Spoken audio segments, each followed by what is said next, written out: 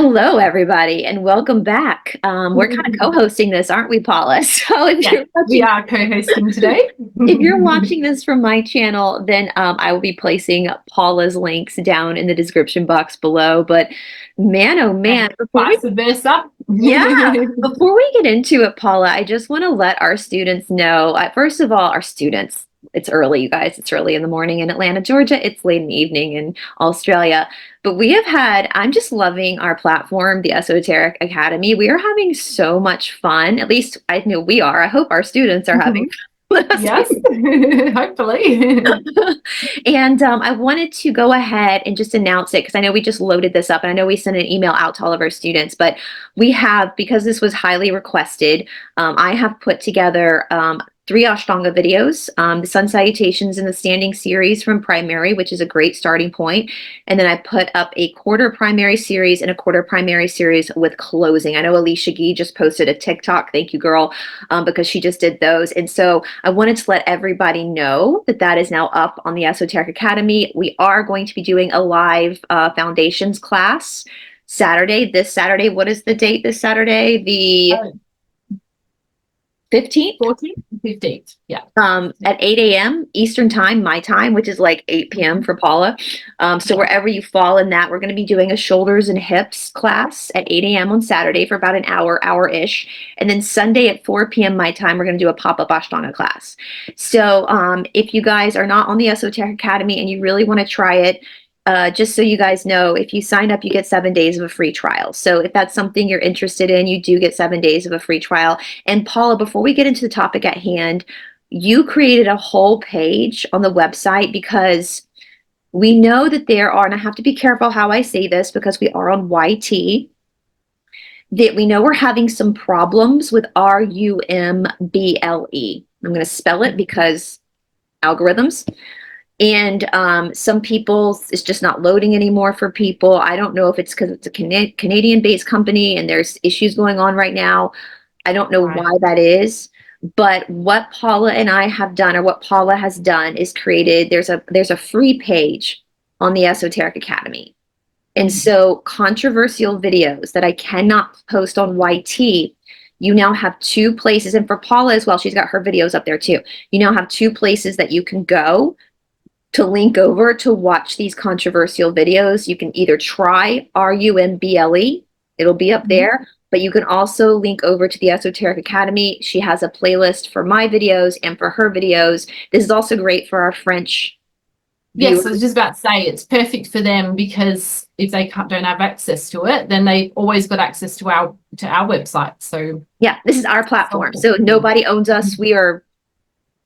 No one owns us. It's just Paula and me doing everything. So it's just the 2 of us. So and so hopefully that will help again. So with the Esoteric Academy, just to clarify, because then we're going to get some weird comments. There is a paid portion. That's all the spiritual stuff, the exercises, the actual school portion. But then we also have a free section that Paula has created so that we have a place to. Do you want to show people the page? Yeah. Do you want to pull it up on your? Because my computer gets a little slow sometimes. Yeah, okay, cool. So I'll just bring it down a little bit. So just on the, so just here on the home page, and like obviously we've got our courses and our memberships there, and then we've got different amazing healers and teachers that we recommend. And then it's just under recommended, we've got Esoteric Atlanta channel, and then my guided meditations, and then some other products that we recommend. Also, if you just scroll down on the home page, it's got it right here. So you can just click on watch now and it will just take you straight to the channel, just like the page all for Bryce. And we've just uploaded these ones so far. And as we get more, I've got plenty of space ready for more videos to be uploaded. And then also for anybody that's just really just wanting to focus just on meditations, these are my free ones from my YouTube channel. But when you're trying to meditate, the last thing you want is to be interrupted with an ad. So for anybody that wants to watch them, I literally just worked on this today. So this is, I just put this up because I just thought that might be handy for people. So these are all, obviously they're all the ones I do offer, other ones that are part of the paid membership. but these are just my free ones, so anybody can access them anytime they want. So yeah, so that's all available on our awesome website. Yeah, so Anybody guys, can. any other controversial videos that I do, that Paula does, we're just gonna not only load them up to the backup platform just to have them there, but also onto our platform too, so that Yes. you can go and watch them there as well. It's And we had a lady called Rory who emailed in saying it's a backup channel for the backup. they can't take us down.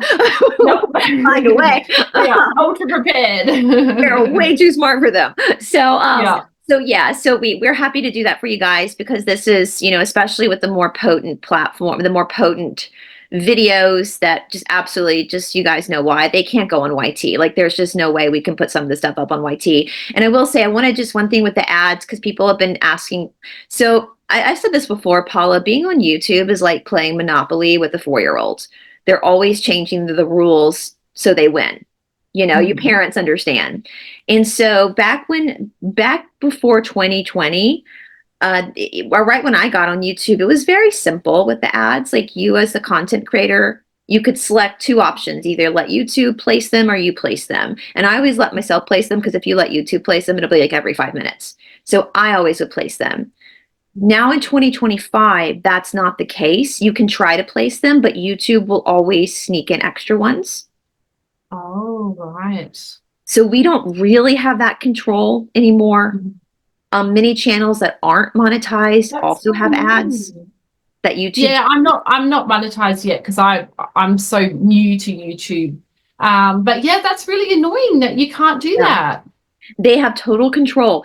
So when you guys complain about the ads, that is out of my control. That is out of any content creator's control at the moment.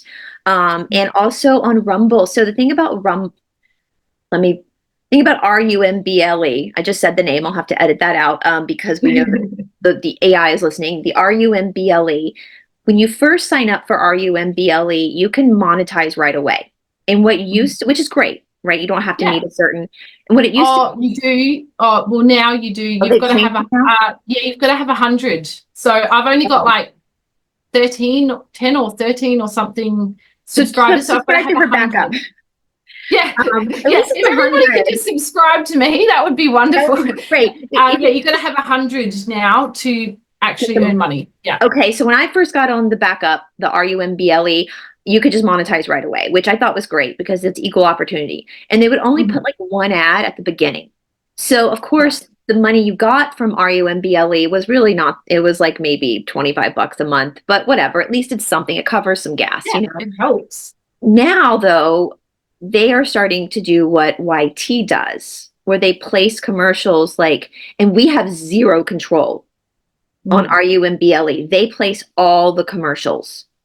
So I have no control over that. No content creator does. Now, somebody told me it's because RUMBLE is going through a lot of lawsuits because they have not censored.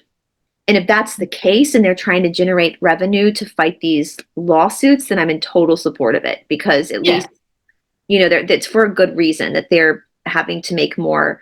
But just so you guys know, so for those of you who've left nasty comments, there's a lot you don't know that goes on with these. If you don't have a platform, there's just a lot that is out of our control that we cannot control as content creators. And it's not, and so much work goes into so it. much work goes into this. And so, and that's what I love about YouTube and these platforms, is that you can act as your own producer and you can place commercials and get money, and so your viewers don't have to pay for it. The ads are paying for it, you know, so it's an equal energy exchange the best way possible. But now it's just kind of gotten out of hand a little bit, and it's nothing that the content creators can do about it. So also I've gotten some nasty emails that they're subscribed to me but they're not getting notified. Content creators have nothing to do with that. We have nothing to do with that. If you subscribe to a channel and hit to be notified, that's the platform's job to notify you. We don't even, there's not even a place in our back office where we can hit we don't have, there's nothing content creators can do about that. That is strictly a platform issue. And I find that a lot of the complaints I've been getting lately are actual platform issues. Right. And are out of the hands of the content creators. And I do watch some drama channels sometimes just for fun, and they've kind of getting the same thing. Well, they'll say it's not, you guys, we can't do anything about this. We don't have as much power as you think we have. We have to be very careful on YouTube. We have to be very, so I just wanted to put that out there. I thank you guys for your patience, but there is a lot that we cannot control. Now on the Esoteric Academy, we're in full control. So, that's right. So any technical issues, that's probably my department. if you on technical issues, if you let us know there, we can fix it. but on YT or RUMBLE or Bitch, any of these other places, it's a platform issue. And trust me, there's no one to call. Who are you going to call? Yeah. Who are you going to call? Like, you're going to call Zuckerberg? Like, who are you going to call? Like, there's no one you can call to report this stuff. So anyway, with that being said, is there anything you want to add to that, Paula? A little housekeeping before we get into this episode? No, I think, yeah, that you pretty much said it all. Yeah. Now, one thing I forgot to add, since we're talking about the law of one and the Cassiopeans, in the near future, you guys, on the Esoteric Academy with the paid stuff, now this is going to come with the actual academy, we're going to be doing courses over the Cassiopeans and the law of one. So in that, we kind of have to do it that way because what we're about to talk about is very dangerous. Like, we have to be a little bit careful. Because the powers that be that are for the darkness don't want this information out. So, yeah. So, but at least on our platform, we can cover it all we want and go into as much in detail as we want. So. We are not censored over there. So, now, before we get into it, Paula, I guess in case we have anybody who doesn't know what the Cassiopeans or the Law of One is, just briefly, the Law of One is 4 or 5 books. I can't remember the exact number now. It's called otherwise known as the raw material. I can't remember how many books now. I'm pretty sure it's 5. 5 books. And it kind of takes spirituality and kind of gives spirituality like a very much a scientific template. It's very kind of common sense. And for me, I know I've said this a lot, and I'd love to get your perception, Paula. It's really helped me at this time to be able to have discernment over what's manipulation, even coming from like the truther world, like what's manipulation and what isn't, because of the law of one, because of the template of the polarity of positivity or the polarity of negativity. Is there anything you want to say on that? What do you think about that? I mean, I'm a lot more new to the law of one than what you are. But I do feel like it has really helped with that, with just kind of understanding. I think, an understanding of the universal laws is really important, because I think it's just so easy to forget that we are in a world of polarity, and that they're, at either end of the spectrum, for every beautiful sunset we have and every beautiful moment we have and how much love and joy we can experience, there is also the other end of the spectrum. And I think another thing that people often forget is that we actually chose to be here. Like, we chose to come to a third density planet. It wasn't like we just, because I think a lot in the truther community, there's a lot of theories going around that, we are trapped here, and that we just, there's some kind of entrapment going on. But from my understanding of the research that I've done, it's we chose to come here, and we chose to have amnesia, we chose to forget, and we chose to experience polarity. Because, I mean, if you think about it, like if you're playing a video game, right, and you've been to lots of different worlds in the game, and you've had lots of fun playing around with them, but say you want to have a really good challenge where you can really level up. I mean, what is better than coming to Earth? I mean, there are so many beings that have said that this is one of the most challenging places to come to. And you would only come here if you were experienced, if you knew what you were doing, and if you wanted to really level up, and so that's why it is so hard here and it is so challenging. And I think, I know this might sound a little bit judgmental, but sometimes I feel like it can be a bit of an escape to kind of think, oh, well, we're being entrapped by people, like by beings or something. My suffering is Yeah, it's somebody somebody. else's fault. Yeah, and it's like, well, that takes all of your power away. If Yeah. you believe that your soul chose to come here for, and just you're going to get out, make the best of it that you can. It's like going on a hiking trip or something. You're not going hiking to smell the roses, you know. Go for I talent. mean, you can do that along the way, but you're there because you're wanting to explore and you're wanting to learn how to trek new area, and it's challenging, and you've got to be fit and healthy to do that. You can't just You're just creating that ride wisdom along. within yourself and experience within yourself. And, you know, the fact Exactly. that we are trapped here on this planet takes away the main law, which is consent. No Yeah. spiritual being is entrapping you because you have to give your consent. And Yeah, to so, come here. yeah, and that completely takes, yeah, it is giving your power away, and it is also not taking responsibility for yourself. Yeah, And I've that's a said big one. before, and some of my favorite people on the earth are actually atheists. I know that sounds crazy because I'm a yoga teacher and spent all these years in India, and I'm super woo-woo and believe in all these aliens and spirits, and I believe in all this stuff. But what I love about atheists, and my boyfriend says this a lot, God does not need you to believe in him. That's Mhm. ridiculous if you think God needs you to believe in him. God doesn't need anything from you. And God's going to exist whether you believe in him or not. And God's going to have unconditional love for you whether you believe in him or not.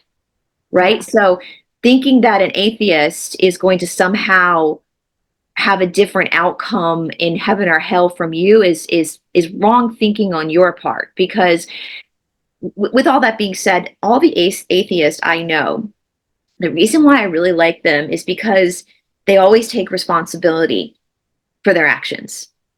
They have nothing to blame it on because they don't believe in a higher power. So everything comes down to them and what and so therefore all the decisions that the atheists I know make, they're doing it out of their own volition and free will to try to do good for others, or to be a nicer person, to kinder person to others, or to take responsibility. If they messed up and hurt somebody's feelings, they're more apt to go and take responsibility for that. And if we're looking at the law of one, that makes them more harvestable, positive, than somebody who's blaming their misfortune on something outside of themselves. And so there's a lot we can actually, as spiritual people who do believe in God, who do believe in all these things, there's a lot we can actually learn from the atheists, because they're taking total responsibility, which is a lot of what we have to do. And yeah, the law of one, we're here because we're supposed to be here. It's like resistance training. When you have a polarized planet, good, bad, left, right, up, down, dark, light, those are opposing forces. And so when there's opposing forces, that's what you get in a workout. That's the push pull. Yeah. That creates friction. What is friction but light, right? A match by itself, just singular match, has everything it needs to light itself. But it cannot light itself unless that friction happens where it's struck against the matchbook. Yeah. And so when we look at the suffering that we go through on this planet, and the joy and every human emotion that we're the smorgasbord of emotions that we experience as human beings, we're given these opportunities. And Todd says it best: if we were given comfortable lives, we would never change. Oh, it would be so boring. Yeah. I mean, like, even like I think I've said this before, with like when I was younger, I used to love playing the game of Monopoly with my friends. And but the thing is, I would actually get bored if it was too easy, if I had too much money. I was just like, oh, this is getting really boring now. I can just buy everybody out, it's just game's over. But when I didn't have as much money and I kind of had to challenge myself and think, okay, I could mortgage this, or I could sell that, and what can I do to get more money and get through the game? It makes it more exciting. And I feel like that's the point of us being here as well. It's if we didn't have those dark moments and those challenges, then it would just be so boring. We'd be like, we just wouldn't want to do it. And I, for one, like, I have had some really challenging times, and I'm so grateful for them now. I look back and I'm like, yes, if I didn't have that, I wouldn't be who I am today. Like, if I had parents that just loved me unconditionally and were emotionally available, yeah, that would be nice. But would I be who I am today? I don't think I would have strived as hard as I have and done so much research into personal development and spirituality, because I've been searching for answers. That hunger has been there from a young age. I've just wanted answers. If you've already got all the answers, then where's the drive to do it? Right. What's the point in being here? And that gets into because the Cassiopeans just dropped. And you guys know I'm having so much fun. I've been going through a lot of the readings from 1994. I've got like 2 videos up. One is dropping tomorrow on Friday, and it's so fascinating to go back to 1994 and to see like what is actually transpiring from what they said back 31 years ago. And so I'll tag those 2 videos down below, you guys, if you missed them, but it's fascinating. And I think they just dropped a new reading on March 1. And I think I'm going to label this video a warning from the Cassiopeans. And when I say it that way, it's not really a warning because they say this a lot in their readings, especially what I've been going through. And of course, I can't go through all the readings. That's 31 years that's just not possible.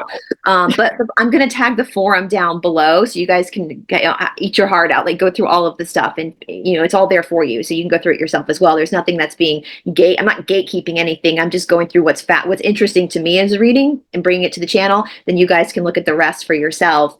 But they oftentimes, the Cassiopeans are also, with the law of one, the Cassiopeans are a 6th density group that is trying to help us, but they also aren't trying to help us at the same time because they don't want to interfere with our free will, because that's what the light does. The light acknowledges, and the left is supposed to acknowledge too. And they work off the law of one template. So service to self, service to others, the different paths that people are taking in this, where we are on planet Earth's timeline right now. That's why there's so much intense friction, because we're at the crescendo of this experience on planet Earth. The however many years, thousands of years we've been in 3rd density, millions of years perhaps we've been in 3rd density. This is the crescendo. And so that's why it's so wild right now, because there is a massive, it's like, first you started lifting 2 pounds, then 3 pounds, then 5 pounds, and now we're lifting 100 pounds. That friction is really hard before we break through to the other side. And so the Cassiopeans do not want to interfere with our free will, because that is not okay. You can't do that. But they will help guide us so that we are given more information to be able to make better decisions. And one thing that before we get to this reading, I wanted to cover in 1994, that I'm going through, that they say this a lot. And I was telling you, Paula, off camera, I'm not trying to like toot my own horn or anything, but I think for me, this is where I'm really grateful for my 19 years of yogic study, because I understand what the Cassiopeans are saying when they say this. A lot of times the Cassiopeans will say to Laura or the people channeling, you're thinking 3rd density, you're thinking 3rd density, because they will say things like, not everybody is going to go to 4th density positive. And then the people get upset. Well, we want to save everyone. The Cassiopeans are like, hey, now, what do you mean you want to save everybody? That's selfish. That's you. Every single human being has their own soul contract. And who are you to think that you know better, somebody else's soul contract better than them and God? It's none of your business what somebody else's soul contract is. It's their business. And I know that from the Cassiopeans, they've said that there are a lot of souls on the Earth right now who are in 3rd density, who came to Earth knowing that they would not graduate this round, but they were let in to build up extra credit because it's so hard right now, so that when they go to their next life, they'll then be able to ascend. Yeah. And I think too, Paula, what happens is in 3rd density, we also have this, again, it's polarity. So we have this idea of winners and losers. Somebody's got to get there first, which is all ego. That's all false knowledge, because time is eternal. And so in the spirit world, there's no race. It doesn't matter to them. Like if you hang out in 3rd density well over your time to move on to 4th, they don't care. Yeah. If you're enjoying it, have fun. If you're enjoying it, like, cool. It's eternal. And so we have, I think in 3rd density, we have this, we got to save everyone and we got to move forward. But in the world of the divine, it's not our job. Yeah. And I get like that too. Like over the years, when I've learned about a new healing technique or new way of looking at things, I just was like, everybody needs to know this and everybody needs to know it now. And I've had to just kind of calm myself down and just think, okay, if the right person comes along and they're interested, I can share that with them, but I can't just go ramming it down everybody's throats, because what's right for me and what works for me is good for me, but that's not necessarily going to work for other people. And I think it's the same thing I was saying to you off camera, Bryce, how I recently watched that show Apple Cider Vinegar, and there's a part in there where this one lady, she's really, really sick, and her husband is just gutted, and he wants her to go to chemo and get better and that kind of a thing. And she's just like, no, I want to go on this trip that we had planned. And he doesn't want to go. He wants to stay behind. And he's just like, I don't want to lose you. And he starts crying and he's upset and he's like, I don't want you to die. And she's just like, well, that's on you. That's your issue that you need to work out. Like, she's like, I want to do this for me. And she does. She goes on the trip and she has an ayahuasca experience, and, you know, and she has an amazing experiences. And then when she comes back, she's ready to then go to the hospital and do what she needs to do. But I just love that she said that like, it's like, that's on you. And it's, of course, we don't want to lose somebody that we love so much, but we have to get out of this 3D thinking and this programming that this is it. This is the only life we've got, and this is it. Just because that's all we remember right now doesn't mean that's all there is. Exactly. That's not all there is. We have so many lives. And hey, if people that you love don't go 4D positive, that's okay. Like, we've got to learn to do the work on ourselves to be okay with whatever people want to do. And I think this is a huge parenting issue as well, is parents can just become so controlling of their kids and just like, you have to do this, you have to have this career. And it is coming from a place of love, because they want their child to be successful and have a high paying job and be comfortable and do all the right things. But at the end of the day, you just have to back off and just think that your child is on their journey. Your friends, your family members, whoever's in your life, they are on their own journey, even pets too, you know. Mm-hmm. So many people hold on to their pets, not wanting to let them go when they're suffering and they're in pain. And it's like, we need to let them go and go move on to the next thing. But yeah, anyways, I'm rambling now. No, it's perfect. It's beautiful. And for people that are triggered by this, like, that's a you problem. Like, if you're trying to pull all these people with you on your journey, then why are you trying to control them? Why are you trying to control the people in your life? Why do you think you know better than God and that own person with their own journey? We say in yoga, do not interrupt somebody's karma. Do not interrupt somebody's karma, because that will just add more karma for you to work through, because that's you trying to control somebody else. And that's not service to others. That's service to self. That's the negative polarity masked, because the negative polarity likes to mask it with some higher noble reason, and no, it's selfishness. That's all it is, you know. And they even talk about that in some of the earlier readings, because we've been taught, especially in the Western world, a Christian-based world, that we should pray for people and we should, you know, send healing to people. And the Cassiopeans are like, well, you can do that, but you're building more karma for yourself, because that person didn't ask you to do that. Interesting. Yeah.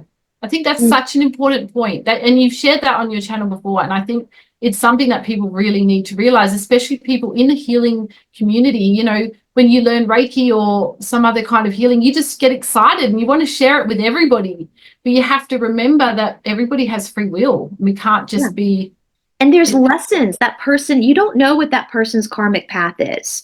You don't know what they decided for their soul. There are certain lessons that their soul needs to learn. And if you're interrupting those lessons because you are arrogant enough to think that you know better, and or you feel uncomfortable about it, that you're trying to hijack that person's karmic experience, then that's putting you on the negative.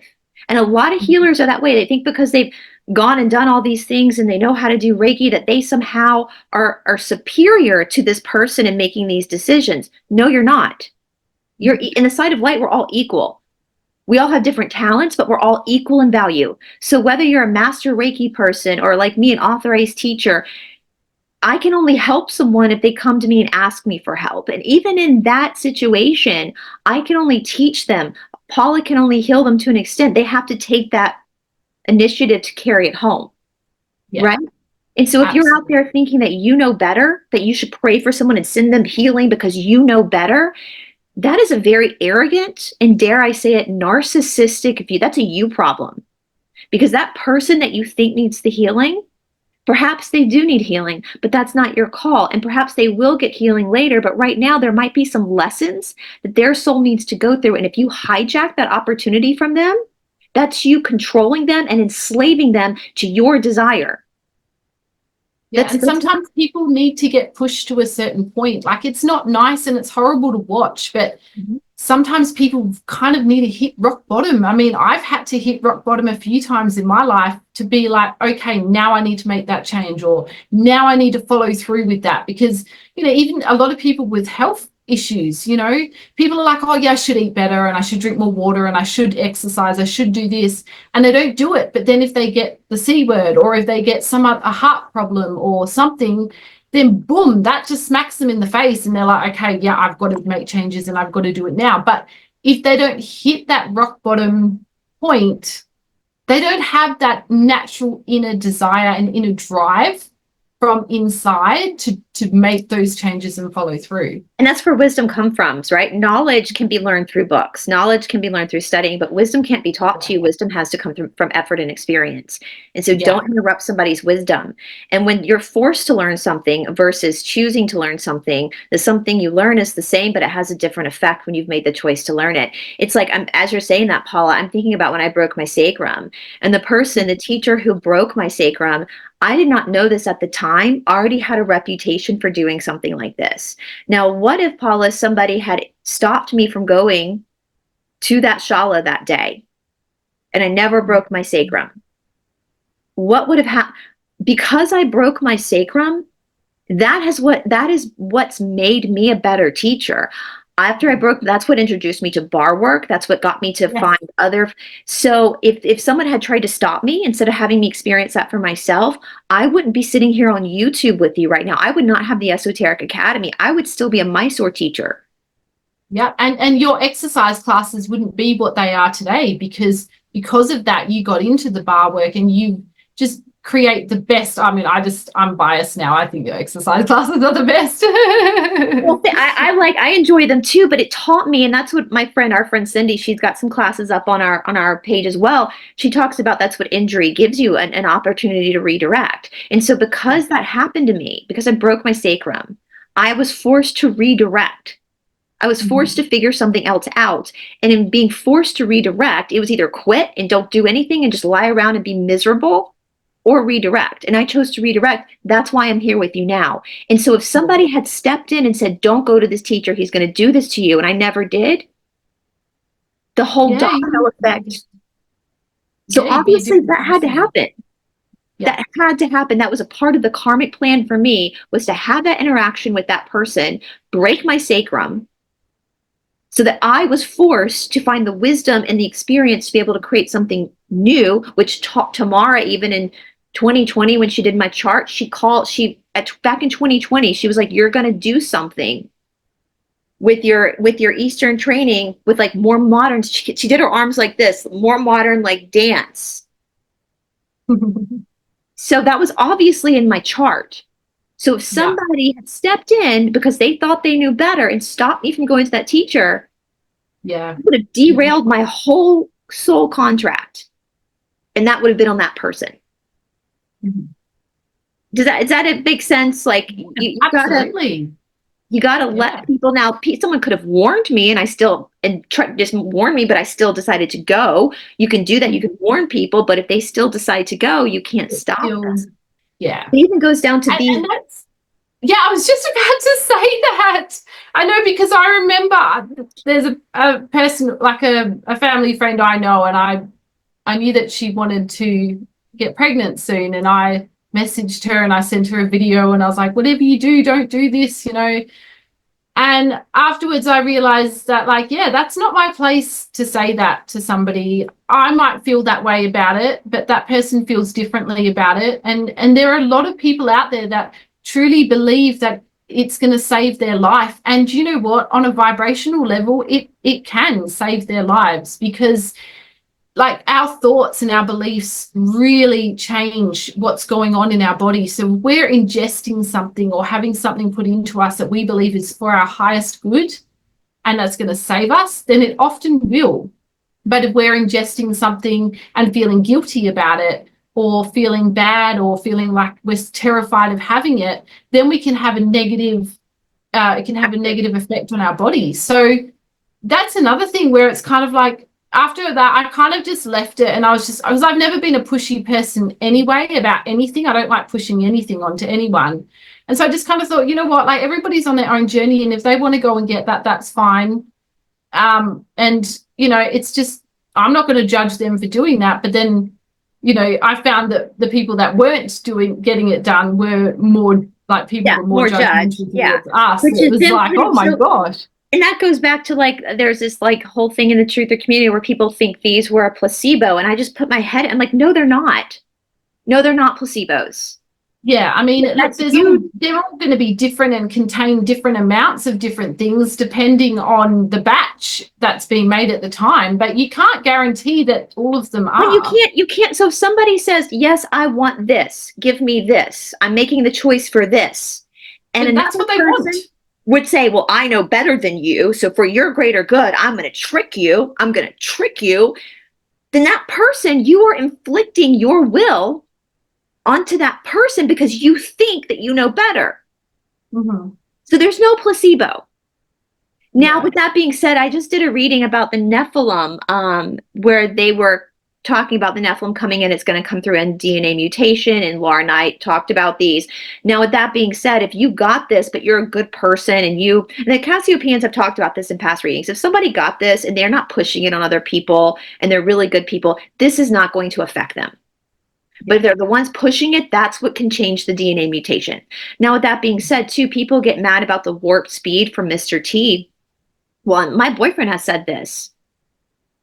What makes you think that Mr. T isn't aware of the law of one and knows that there's a vast number of souls that agreed to leave? Yeah. And that's their out. Yeah. This is all, so you cannot force your will to try to force your will onto, if you're all into holistic healing, which is awesome, amazing, but you're trying to force that onto somebody else, it stops being positive. Yeah, absolutely. It goes into negative because you're inflicting your will onto somebody, right? And now, what somebody does to you, that's their issue. Like we got it majorly. Those of us who didn't get this, you guys know, we got major blowback. That's their karma. Doesn't give you the right, because they're the ones that were judgmental. Yeah, that's right. And trying to enforce their will.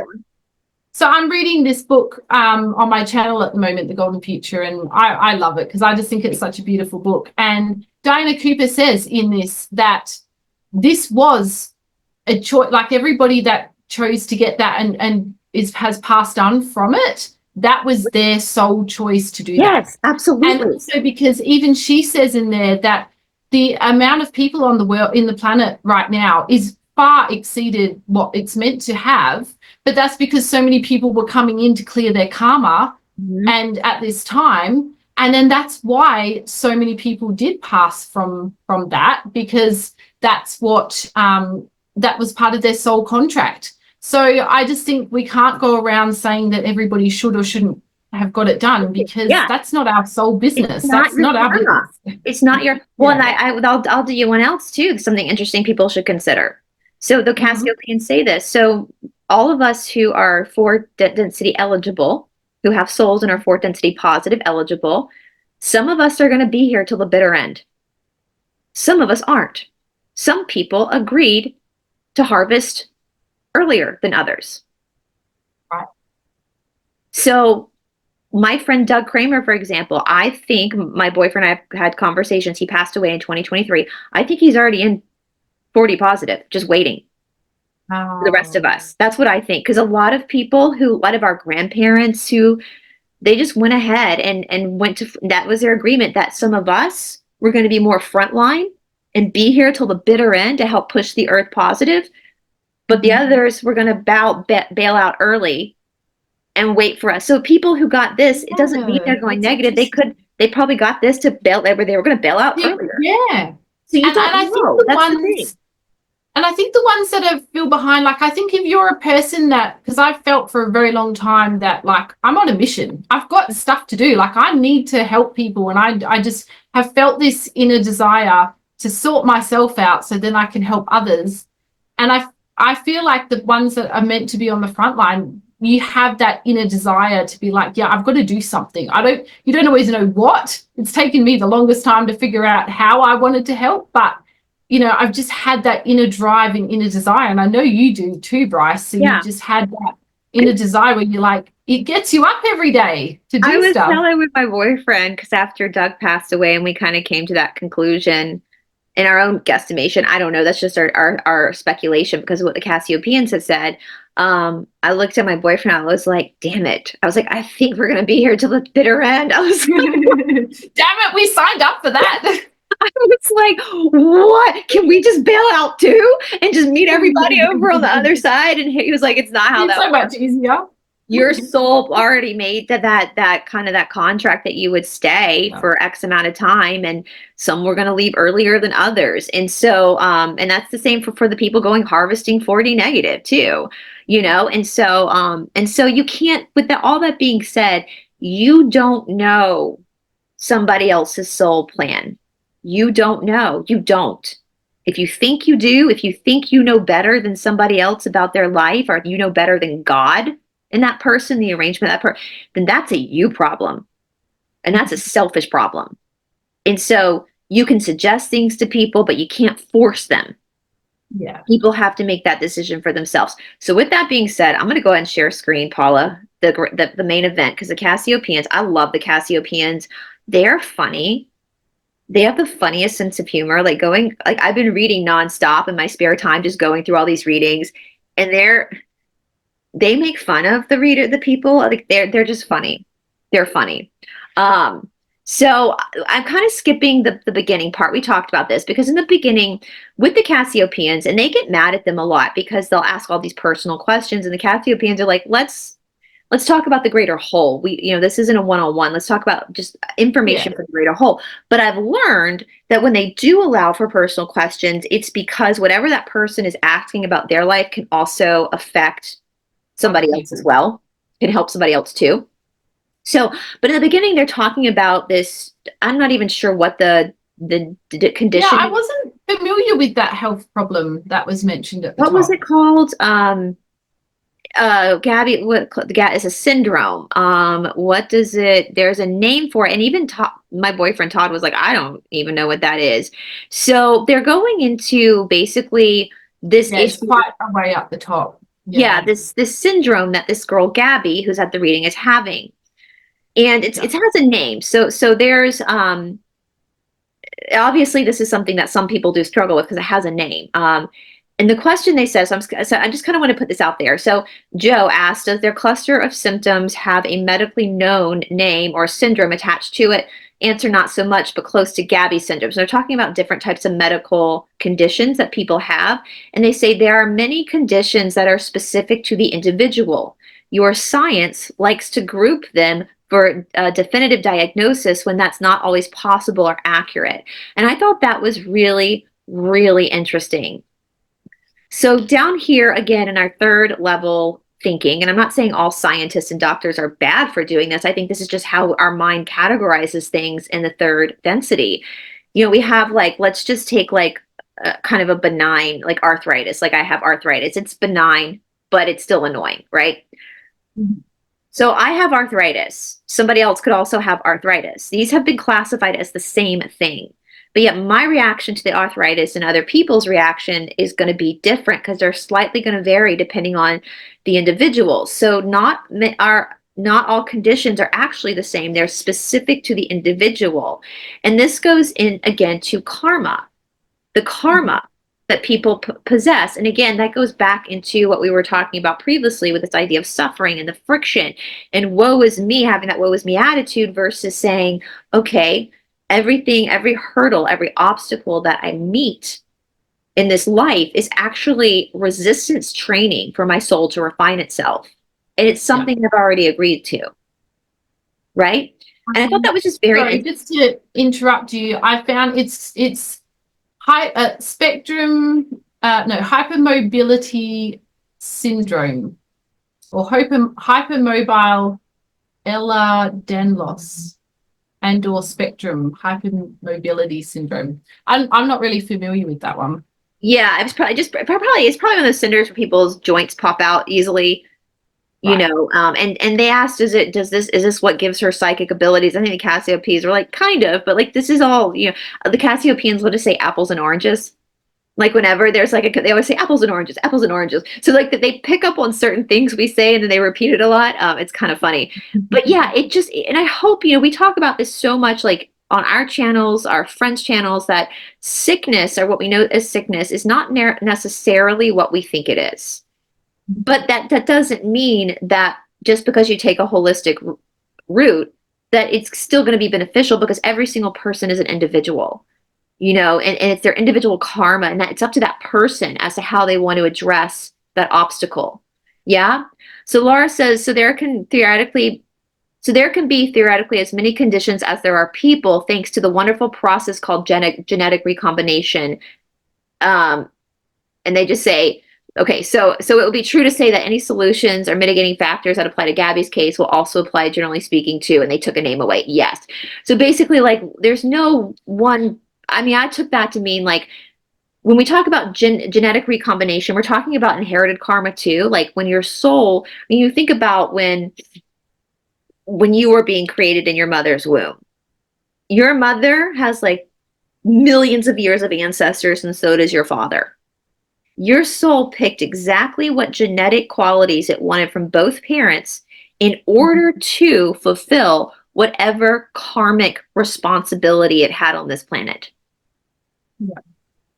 So if there was something, let's take like, okay, let's take arthritis. There's some lesson that I need to learn from having arthritis. So my grandmother, my dad's mom, has arthritis. So I obviously made sure that that was going to be in my genetic makeup when my soul was creating this outfit, this body, right? Whereas that's the only grandparent I know that has it. So I had all these other people that didn't have it. So the likelihood of getting it was actually slim, but I got it, So does that make sense? Yeah, yeah. And I was saying off camera that I just don't feel like with with illness, it's just not black and white, because so many people, some people heal from certain things and then some people don't, and they end up passing away from it. And I just feel like that's all just very much dependent on a person's life journey and what they need to learn as well. And some people just need to overcome an illness in order to learn the lessons that they need to learn in that life. And so I just don't think it's fair to say that, oh, if somebody changes just, it's just all because of diet, or it's all because of, genetics, or it's all because of anything. I just feel like there's so much gray area, or there's so many different things that can So many impact. factors. Yeah, It's because of what they're spraying in the air. That Yeah, can help ignite an issue, but that's not the cause of the issue. The cause of the yeah, issue is already predetermined by your soul. yeah, This is interesting. So, Joe, they say a soul entering a body can change the genes, correct? So, what's a soul but consciousness or information? So, if prior to incarnation, a soul had a general idea of what kind of conditions it was going to enter into, then it would be part of its awareness, its consciousness, and as it enters the body, it can then change. Yeah, it can then change it. And that we see that in yoga. People biologically change their genetic coding when they've been practicing yoga for a long time. The science has studied this. And so yeah, all illness and dis-ease is where there is lack of consciousness. We've yeah, talked about this before, that they call it avidya. Avidya is false knowledge. So where there is false knowledge, there is dis-ease. So once that knowledge is corrected, the consciousness can correct that. But that's yeah. that. And those cells in your body, those illness cells or C word cells, can actually be turned on or off depending on your beliefs and things like that. I mean, Bruce Lipton wrote a whole book about that. I mean, it's just absolutely fascinating. So, but yeah, it's very interesting that they say about the soul coming in and being able to change and affect that. Yeah. And it's all because it's part of your curriculum. It's like Yeah, getting your school supplies, right? yeah, Getting your school supplies. You need this type of pencil, that type of notebook, and the soul comes in and makes sure it has everything, and it can manipulate. Uh-oh, I got the wrong notebook, so I got to go back to the store and exchange it. I got to go back to the DNA and like pull in what I need, which gives us I think another perspective of why it takes 9 months in the uterus.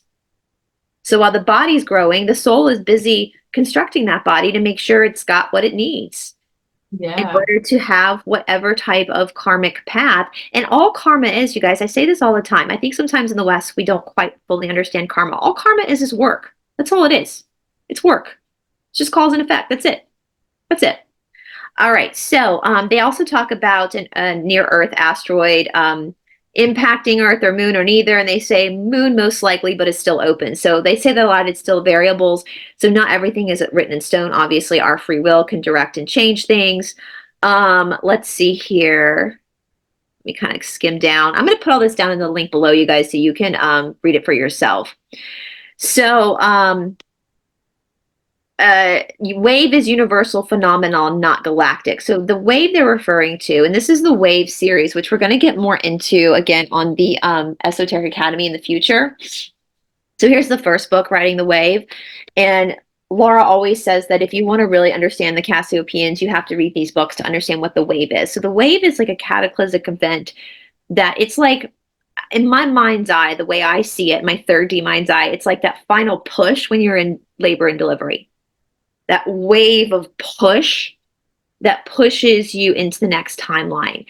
And so they're saying this is not a galactic phenomenon, meaning that this wave is not coming from other beings. It's just the natural rhythm of what the evolution cycle is. But we're going to feel it. There is going to be an event where there is a wave. For those of us that are here till the bitter end, we're going to ride that wave.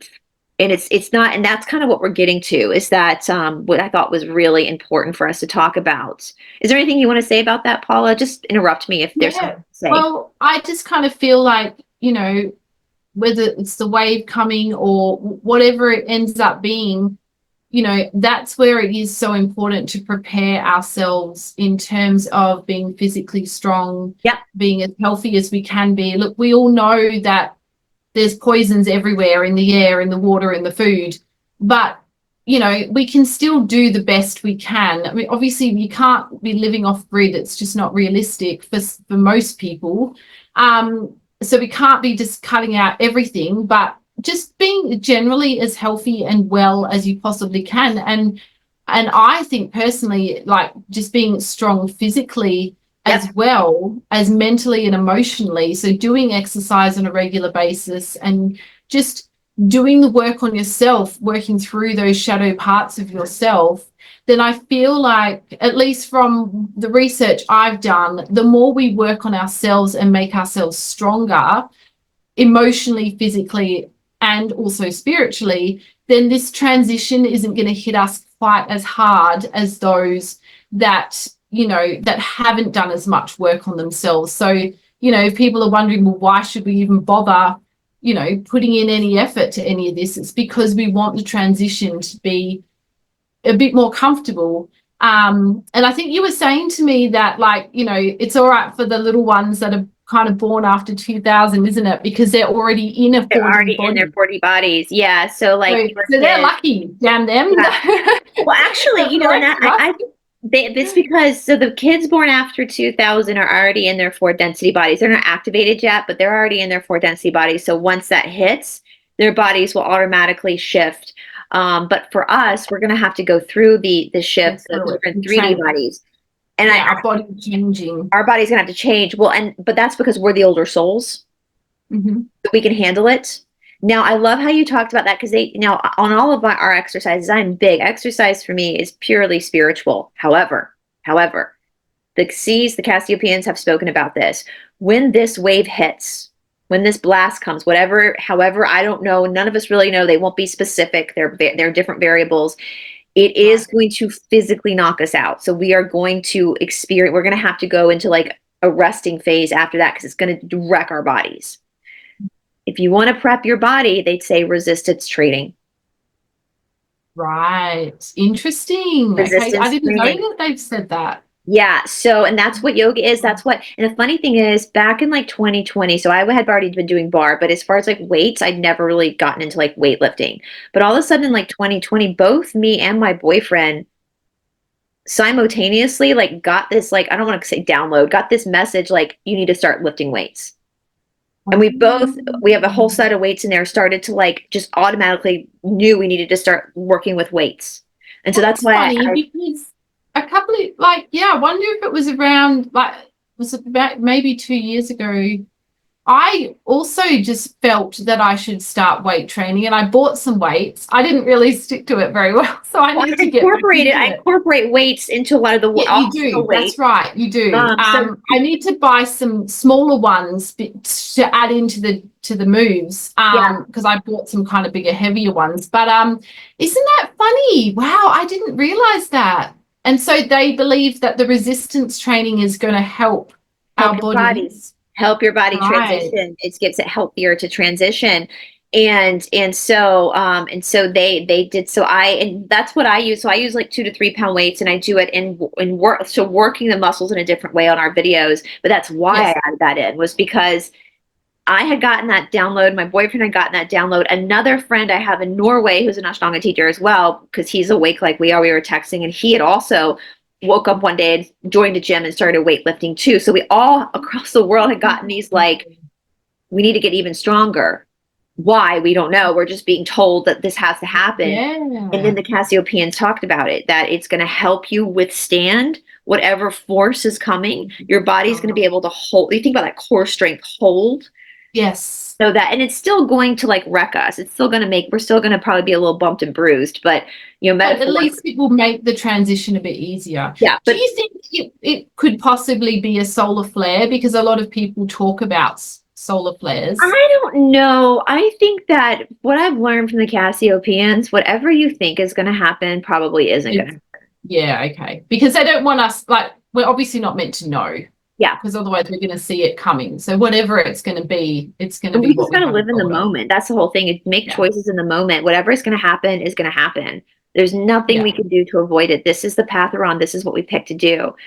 This is interesting. They talk are any of the recent spate of airplane collision crashes the result of 40 bleed through? Some. So we're having a lot of plane crashes lately, and it's because we're having 40 bleed through. So the veil is thinning, and it messes up the mechanics. If yes, are plane instruments giving readings that are confusing the pilots and leading to collision? Some. Well, friendly. Will air travel become much more dangerous generally? Yes, and others. So this is super important, and I have felt this. I refuse to get on an airplane, like, ever since. I thought it was because of these. Like, I didn't want to get on one with a pilot who had this. But I have spent, before 2020, I was internationally traveling back and forth to India, all over Europe, like monthly, yearly. My passport's full of visas. And then once 2020 happened, it was like, nope. Not getting on an airplane anytime soon. So, and so they say all other travel, like walking, laughing, cycling, rollerblading, walking in the back garden, that's travel. No. On the plane thing, that was a general question, but I just wanted to know, the Black Hawk helicopter that crashed into the jet over the DC area, what was the cause of that? Laura, didn't we already ask that? We haven't had a session since then. Was that one an accident as reported? Mostly. Question, mostly. It could have been one of the bleed through ones where the pilot was unsure of something. What is the root of it? I'm not going to say this on YouTube because it's a huge with Doge right now. Oh, really? Wow. Were there other worldly elements to it? Some. So in other words, this selected person was involved who is susceptible to manipulation. Is that what we're getting at? Yes, exactly. So do you know what this program is, Paula, in Australia? I'm not so familiar with that. This is a program. I'm not going to say the initials here. I'm not going to say what they stand for because of YouTube. Because when I was reading this, I didn't really understand what it was. So this is where people have to be hired based off of their race and gender or sexual orientation versus their ability to do the job. Oh, right. So it started as affirmative action here in the United States. Now it's turned into this. So they're basically saying that this went down because a person was hired to fly it. The A wasn't the best qualified person to fly it. And because they were in this category, they were susceptible to manipulation. Yes. Okay, gotcha. Which that's what the left is really, really pushing. And Mr. T, President T, just got rid of that program. Like, if you want a job, you have to be the best person for the job.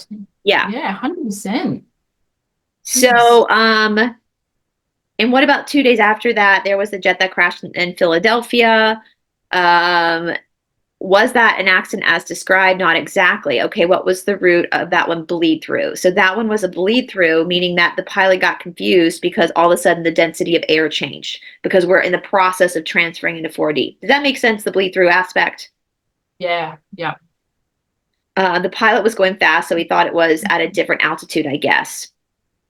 So we could ask that about every single one and probably get every single one would have a different combinations of factors. Is that it? Yes.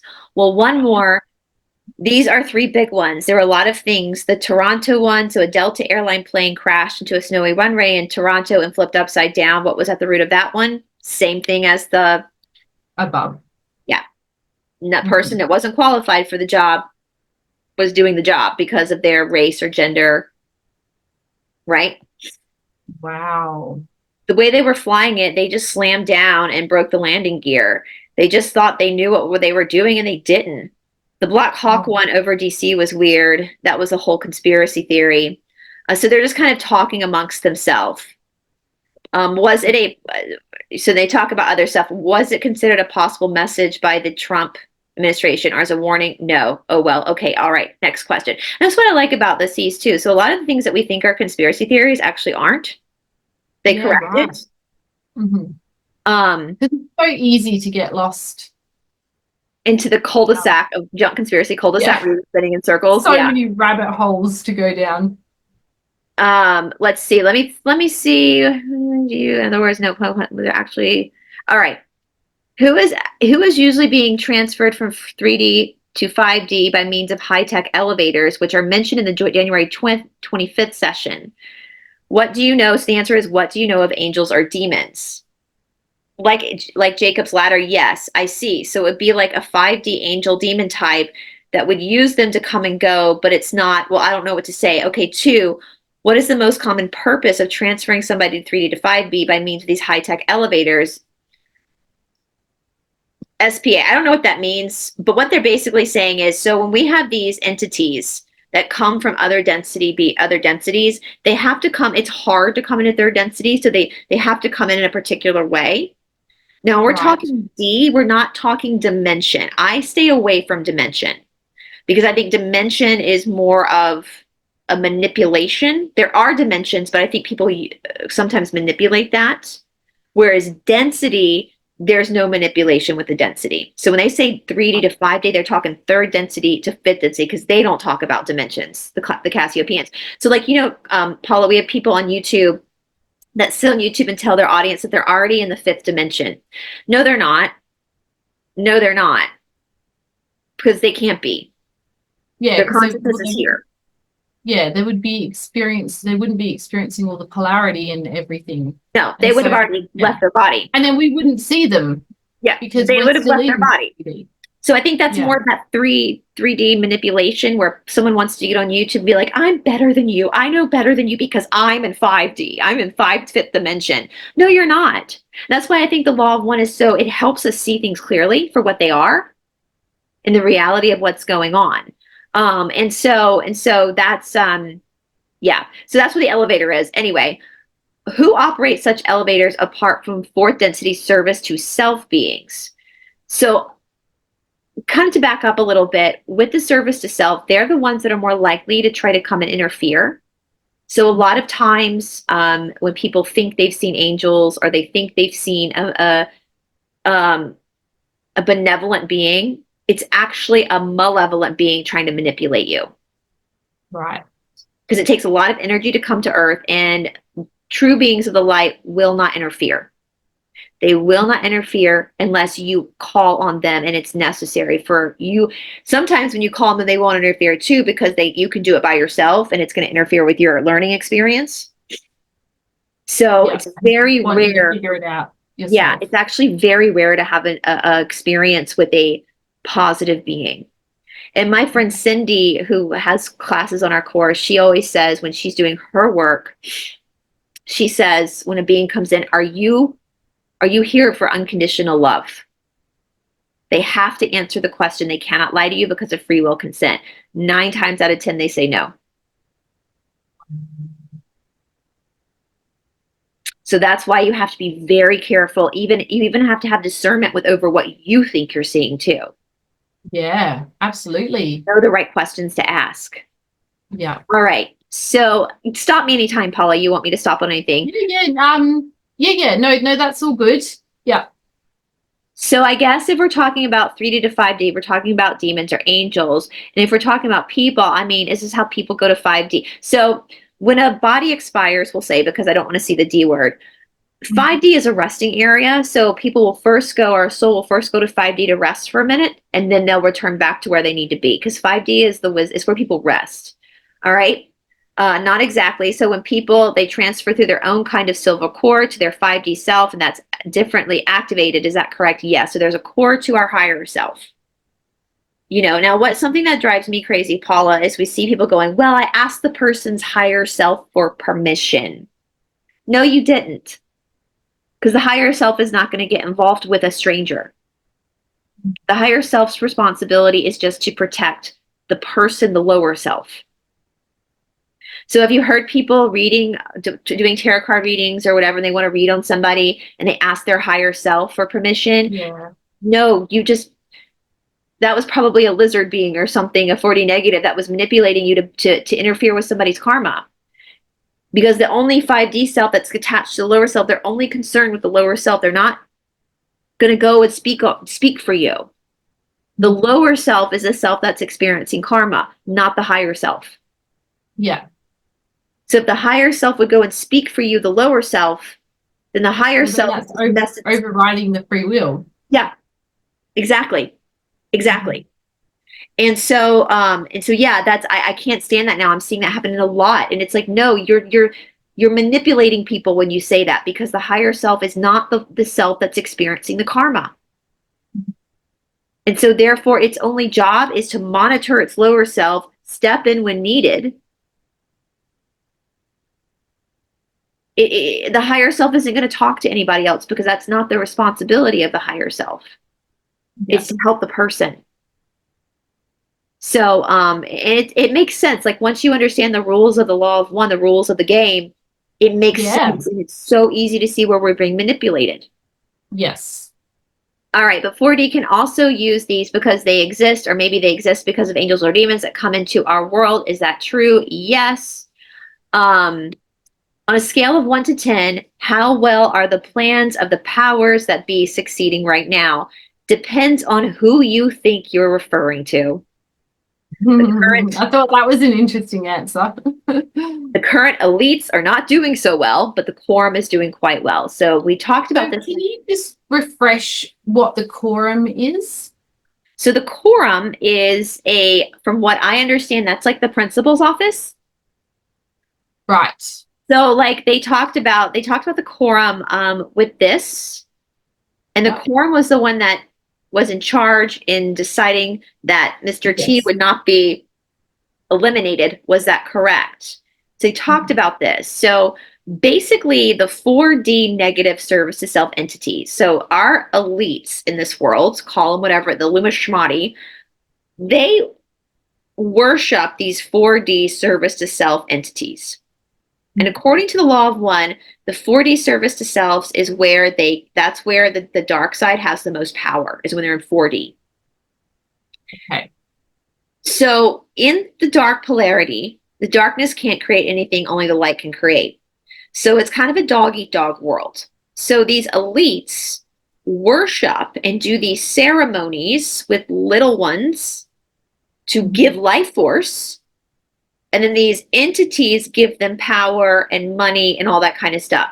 Now, however, what had happened was, this is why we were so shocked that the sporting event, I have to be very careful what I say, the sporting event that happened in November went so well. It's because the quorum, the principal's office, stepped in.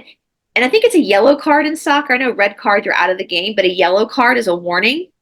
They yellow carded basically the 4D service to self entities we call demons. It said, you are crossing a line. You are pushing the rules of consent too far. If you continue with this plan, you're going to get red carded and you're going to lose your polarity. So you're going to lose your power.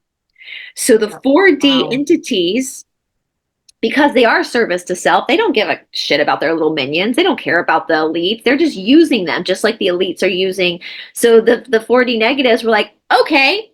And so when these elites went to go channel to figure out what to do, they weren't getting anything. It was a dead line.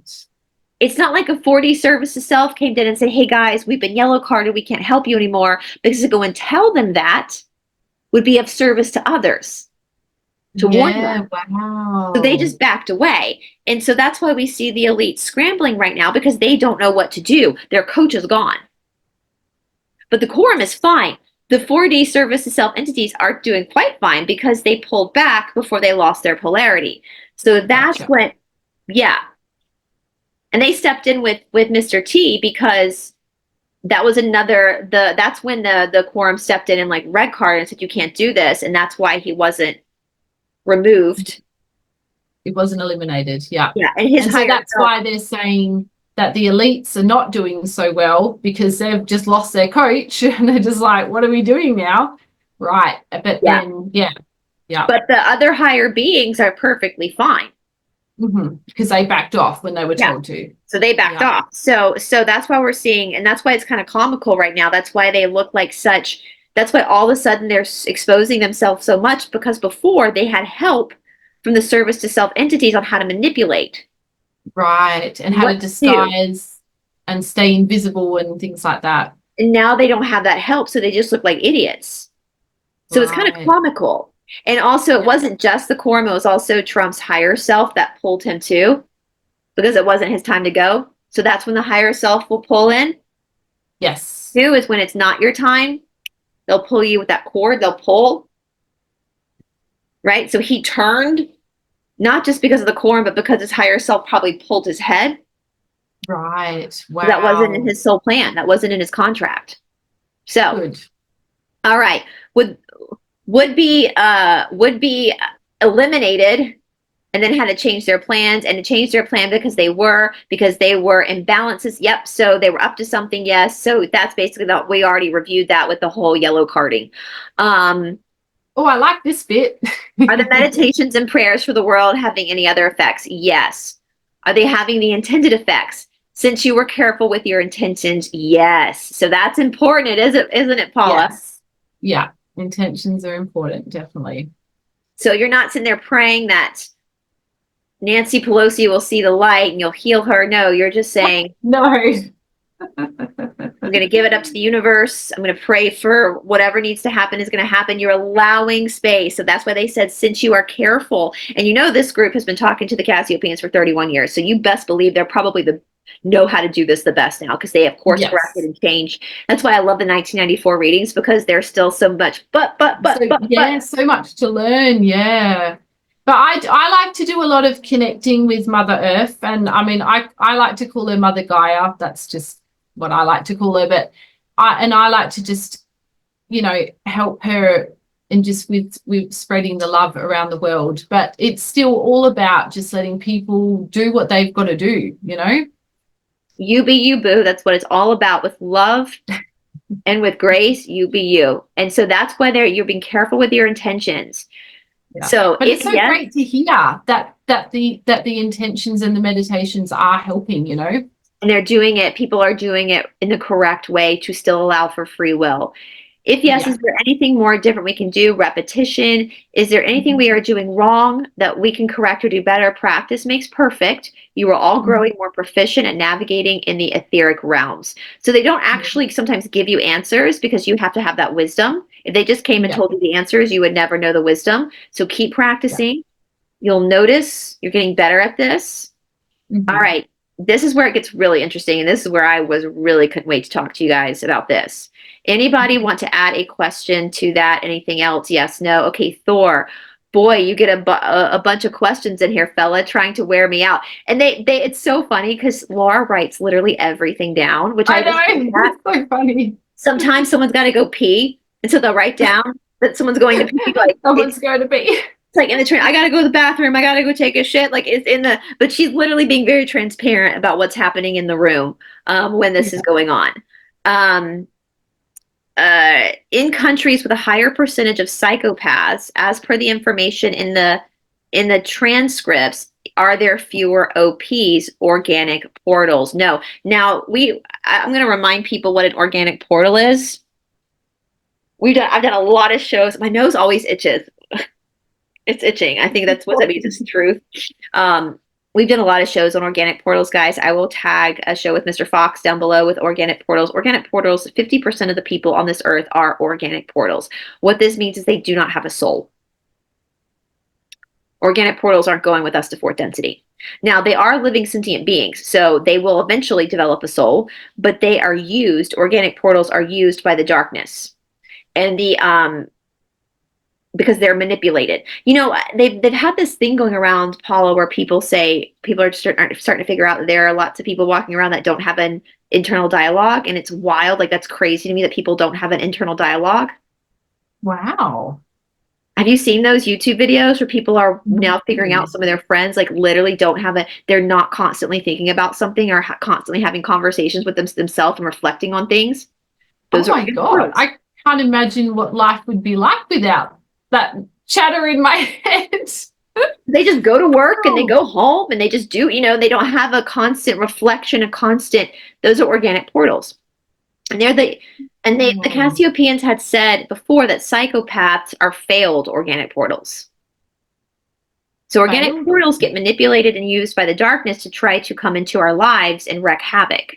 So they also, a lot of organic portals are also narcissistic. They have narcissistic personality disorder, which is why I think we're seeing such an influx in NPD.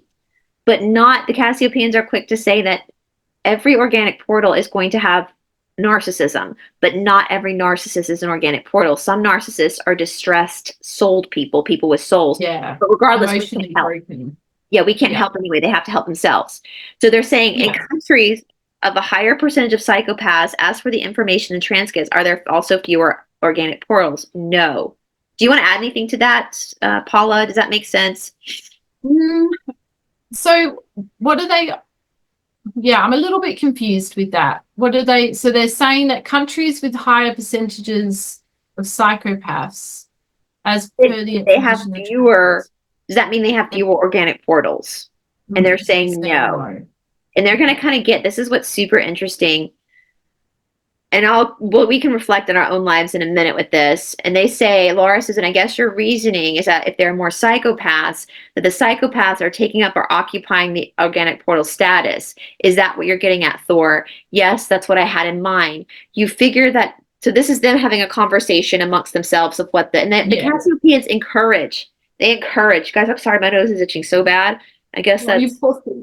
they always say when your nose itches, it's because truth is being told. So, So hopefully, this is what's happening. Because hopefully this will help people. That's why I think this is going to be really important to help people in the coming future. If you figured if there were more psychopaths, there would be fewer organic portals because there were more organic portals that were turned into psychopaths. Is that it? Well, I was thinking that it's a half-half, and there are some countries where there are many psychopaths, and I just wondering if the psychopaths they explain a failed organic portal, if then that took up the space as to say to the 50%, okay, well, they said no. And let me say this, because I think Todd talked about this too. Just because 50% of the world's population are organic portals does not mean that 50% of the people you're around in your life are organic portals. Yeah. Now, organic portals do like to attach to souled people with souls. But typically, like, if you have two parents who have souls, they're going to only have children with souls. Yeah. Right? So they kind of stay together. Okay, so. And also, and like attracts like. So, you know, you tend to find your people and kind of, the people that you resonate with. And I think if you're a souled person, you're going to really be resonating with other souled people. Right. And also too, okay, so what they're going to talk about, so organic portal's purpose, they're just a walking empty vessel, and they get used by the 40 negatives to just cause issues, cause chaos in souled people's lives, to come in and so there might be like a work colleague that's just sometimes relationships. They like to relationships. So what's the narcissist and the empath, right? They like to get into to hijack a souled person so they can take that. They're not feeding off the energy, but that energy is being fed to that service to self.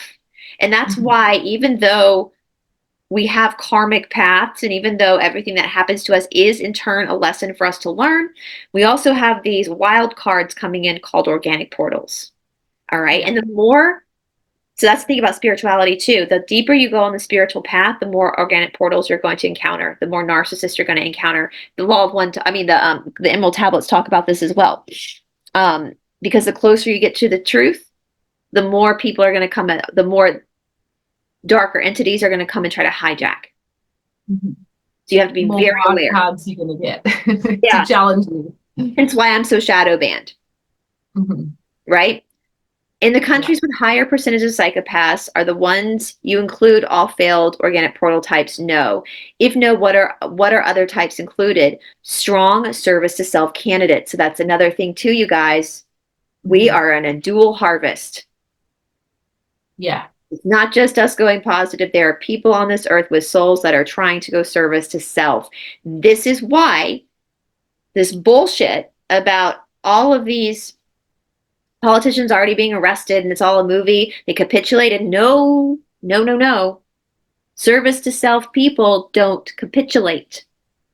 They don't surrender. To surrender is service to others.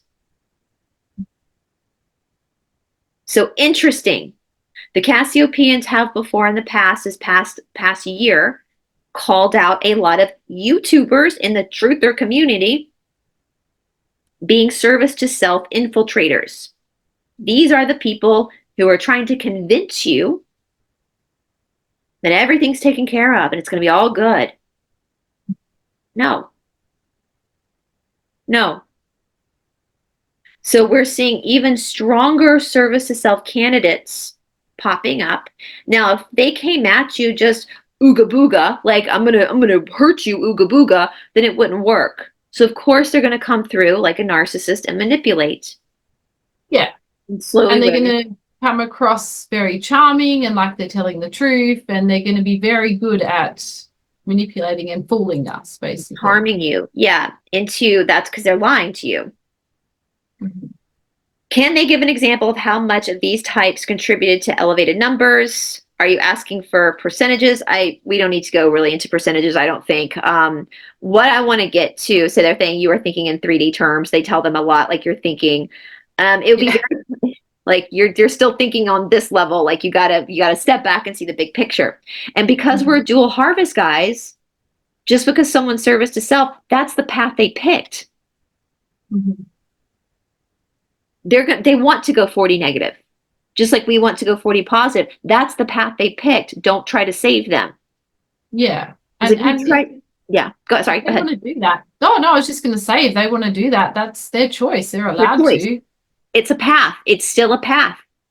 Mm-hmm. It would probably be with it. No, might not be the path you want to go on, but their soul wants to go on this direction. Mm-hmm.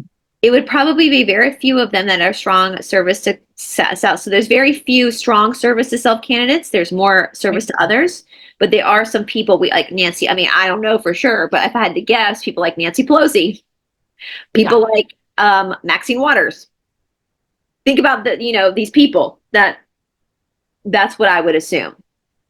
So the reason for there being more psychopaths, probably a failed organic portal variety, would be simply genetic. Yes, because organic portals are only going to give birth to other organic portals. Yeah. Once again, we're back to the good old genetic recombination. Somehow people cluster together and they reproduce and strengthen or enhance certain genetics, and then you end up with more psychopaths. Is that it? Yes.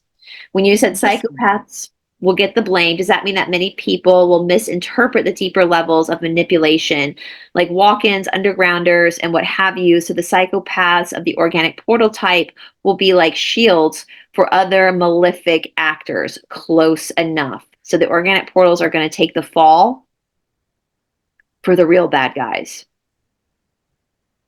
Of course they would, because the real bad guys are going to throw people in front of the bus all the time. Yep.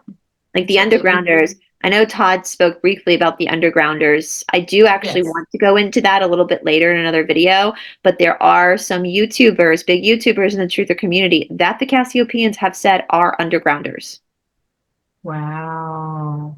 They're And not did good. they mention specific names? They gave hints. One who I Ooh, have dealt with hardcore. And wow. that when that reading was posted, I felt very vindicated. Wow.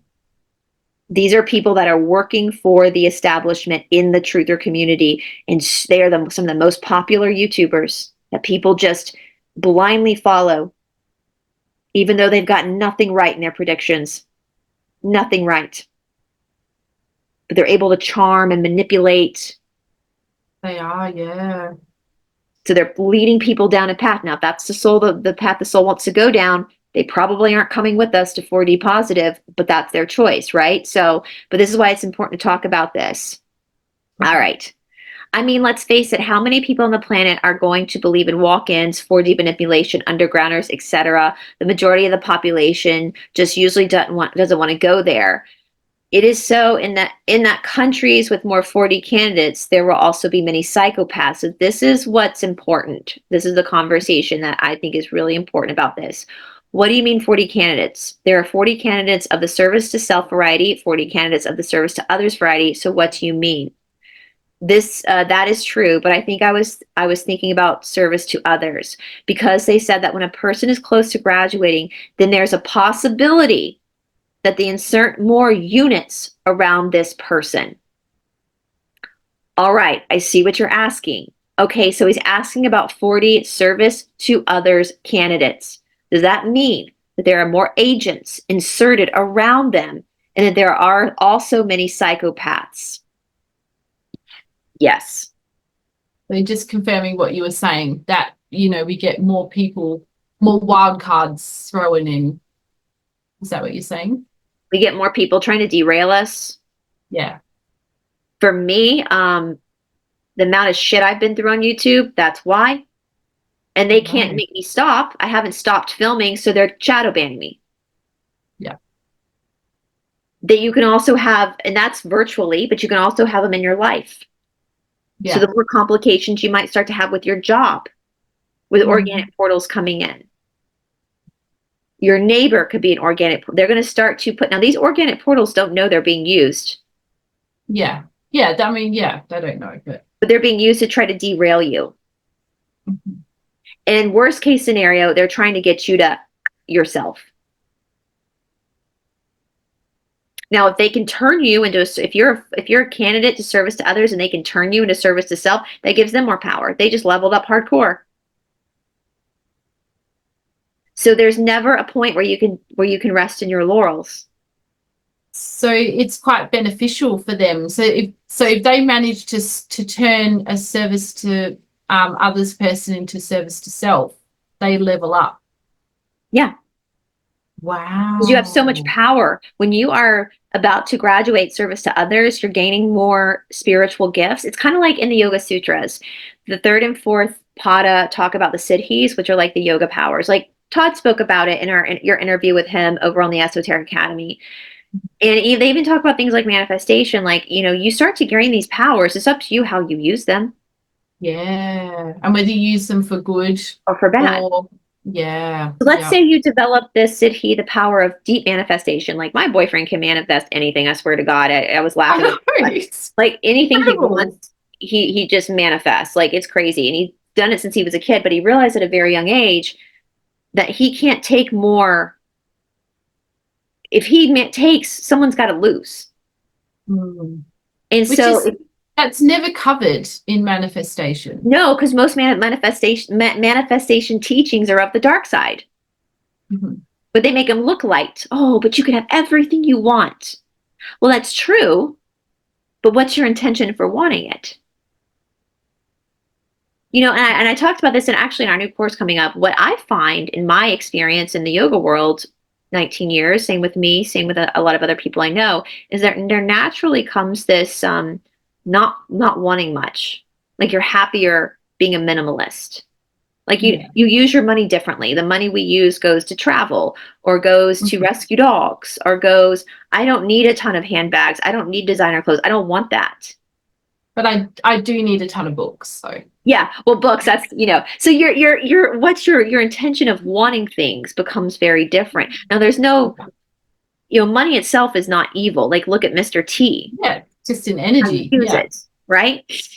You should always be paid for your work. But if you're trying to just manifest a mansion and a Jaguar, more stuff for no reason, there's nothing you're doing. And to have, it's all about the ego and wanting to look good to other people. And then if you're not actually doing a job, working the labor to make the income to pay for that, but you're manifesting it, that's black magic. Because you haven't put the energy out to actually receive the same energy in return. So somebody is losing. You're taking while somebody is losing. Someone else is going to have to lose out on that. You've taken from somebody. So if you get to that point where you're able to do all these spiritual things, levitate, manifest, whatever, bilocate, if you haven't worked on yourself enough, you're going to go negative because you're going to abuse those powers for your own selfish desires. So now there could be people that are learning these things, and then you get a nice, charming person that comes into your life, and they're like, no, you deserve a Jaguar, but you deserve a mansion with 10 rooms, even though it's only you and your dog. Yeah. Just get 10 cats, like, yes.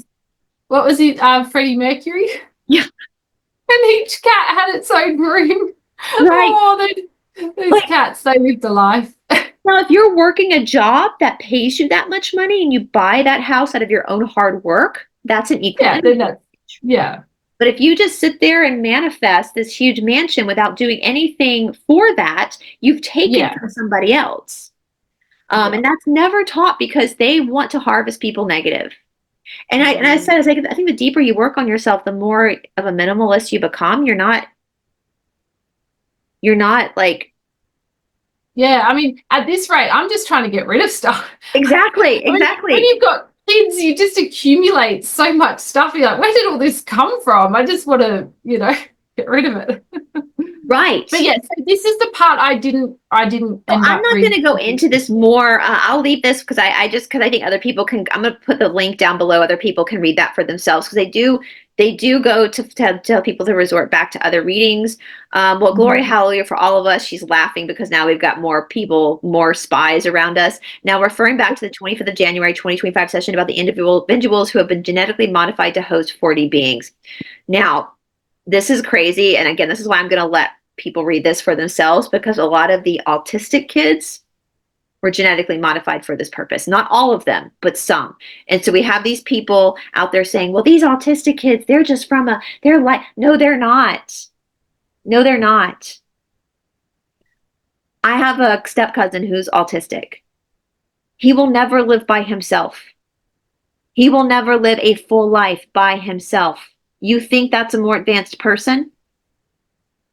No, it's not every autistic child that's created to host 4D negative beings. Not every one of them. That's why I'm going to let you read this for yourself and come up with your own conclusions. A lot of kids that have autism, you can course correct that if you work with the appropriate person to get whatever needs to come out. Okay? But do not go glorifying something you don't understand, keeping a person entrapped in a situation that isn't good for them. You don't think these highly autistic kids want to be normal or want to have a family one day and kids one day? They don't want to be trapped in this, but you're glorifying it. Oh, they're just star seeds. No, they're not. They're earthlings. That's one thing that drives me crazy too. Do we have DNA from other galactic? Are we a hodgepodge of other DNA from other galactics? Of course we are, but we are on planet Earth. We are earthlings. Don't disassociate from that. If your child is autistic, read this forum, make up your own mind, and then go from there. And if your child wants help, as the parent, get them that help.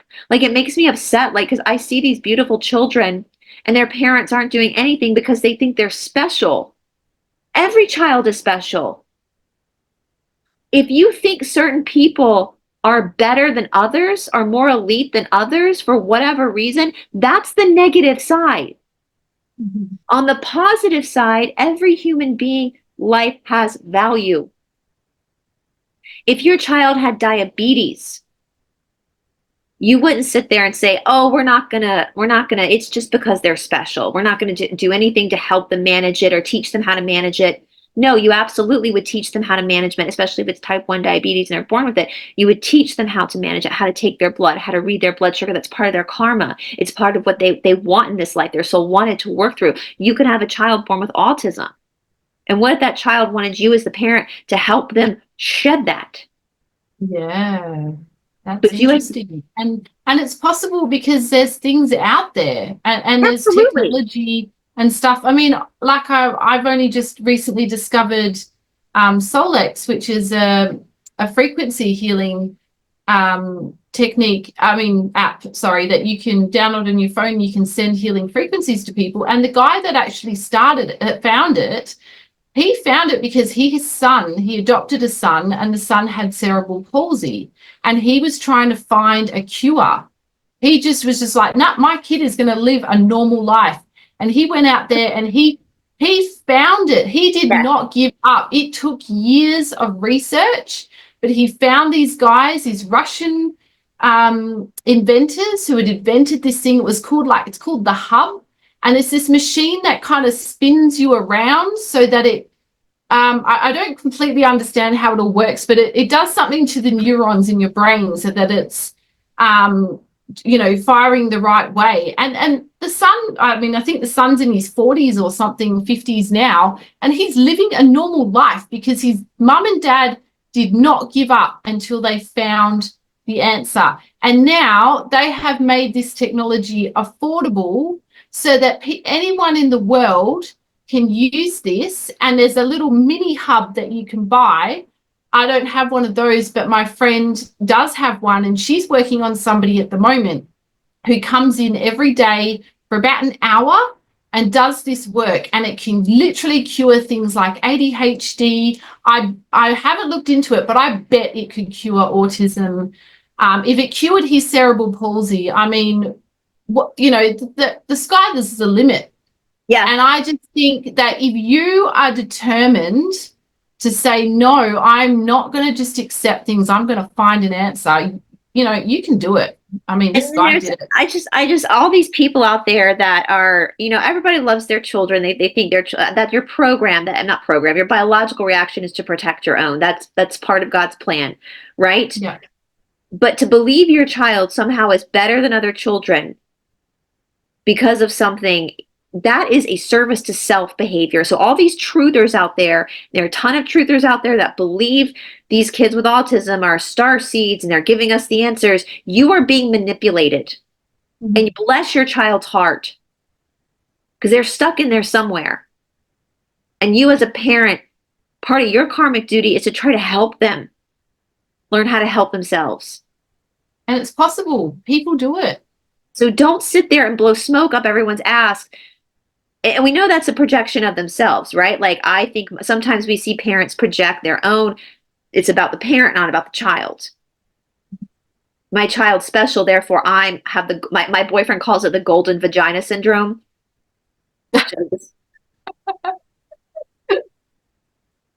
My mother did not have that syndrome with us, let me tell you. Where your child can go wrong because it came from your, and that's what we're seeing. And I think what happens in another aspect is when I've never had a child, but I can imagine that if you have a child and there's something wrong with your child, how heartbreaking that could be for a parent, because I don't think a parent wants a child. You want your child to be able to grow up and live independent and have their own lives. That's what you want. Yeah. And so to be told that your child's never going to amount to much because they can't live independent of you because of something wrong with their brain, maybe people are doing that to try to manipulate their own minds into accepting this pain. Mm-hmm. But the thing about pain and suffering is that, going back to what we said in the beginning, that's a part of this planet. And so you have to lean into that. Yeah. Yep. And it's a driving force to motivate you. I mean, like this guy, Lauren, his name is, and he traveled all over America, and he went to all these science fairs and everything. Like he read so many books. Him and his wife, like they worked their butts off to try and find a solution, and they found one. And now their son gets to live a normal life. I mean, and it wasn't even their biological child. This was a child that they adopted because they tried to have children and they were not able to. Yeah. I mean, I just think it's beautiful. What a beautiful story. Yeah. I will share the link for that story below for anybody who's interested, because it's beautiful. Paula, so I can put it online. Okay. I will, because it's a beautiful story. I just have so much respect for that guy, for what he's done and how he's helping people all over the world now with this technology, because he's made it available. Because this machine was like a $30,000 machine that you had to go into the office and you know, go to his office, and he's managed to make it available on any iPhone, you know, iPad, laptop, whatever. So, but yeah, anyways, I'm very passionate about it, because, and just about the fact that whether it's your child or somebody that you care about in your life, you know, there's so many things we can do to help people heal, and we just accept things and just, I mean, yeah, there's certain things in life we do need to accept that we can't control or change, but our health is something that we can totally change. Well, that's the assignment. We're here. That's the assignment for life, is to confront this friction, to get stronger, not to just like dilute ourselves. Regardless of whether your DNA has a lot of galactic influence or not, the truth of the matter is you're an earthling. You are a human being. That's the truth. Mm-hmm. You're not off at night fighting some galactic war. You're not special because you think you're a starseed and others aren't. You are a human being earthling. We're all, if your soul was supposed to be in another galactic community during this time, it would be. But you chose. Well, I mean, even if you buy into the theory that our being splits into different things, and yeah, okay, so parts of us might be in different, you know, different universes or doing different things in different parallel lives or whatever. That's all well and good, but your soul focus is right here. That's where your consciousness is here. And that's what you need to focus on. It's like, don't worry about all these other tests you've got to do. Focus on the test that's right in front of you. Yeah. I think that's what the darkness does, is they get people where they're the weakest, and they pull it away. They pull them away. They disassociate them from the problem and fill up their ego. Like, you feel different and weird because you're actually a starseed that's saving the earth. No, you're a human being. And any of these weaknesses that you have, it's getting you not to work on your karma. And if you don't work on your karma, it's not going to go away. You're going to have to come back and do it again. Yeah. So you have a choice. You can either do it now or do it later. Mm-hmm. And I just, so anything you have, like, I don't want to sound harsh, but it breaks my heart when people have an autistic child. They're like, it's because my child is special and better than everyone else, and they're speaking a light language and they're able. That's you. That's a you problem. That's you. Your imagination. That's not what your child is saying. How do you not know your child is in there somewhere going, please help me. Please, I've been genetically modified.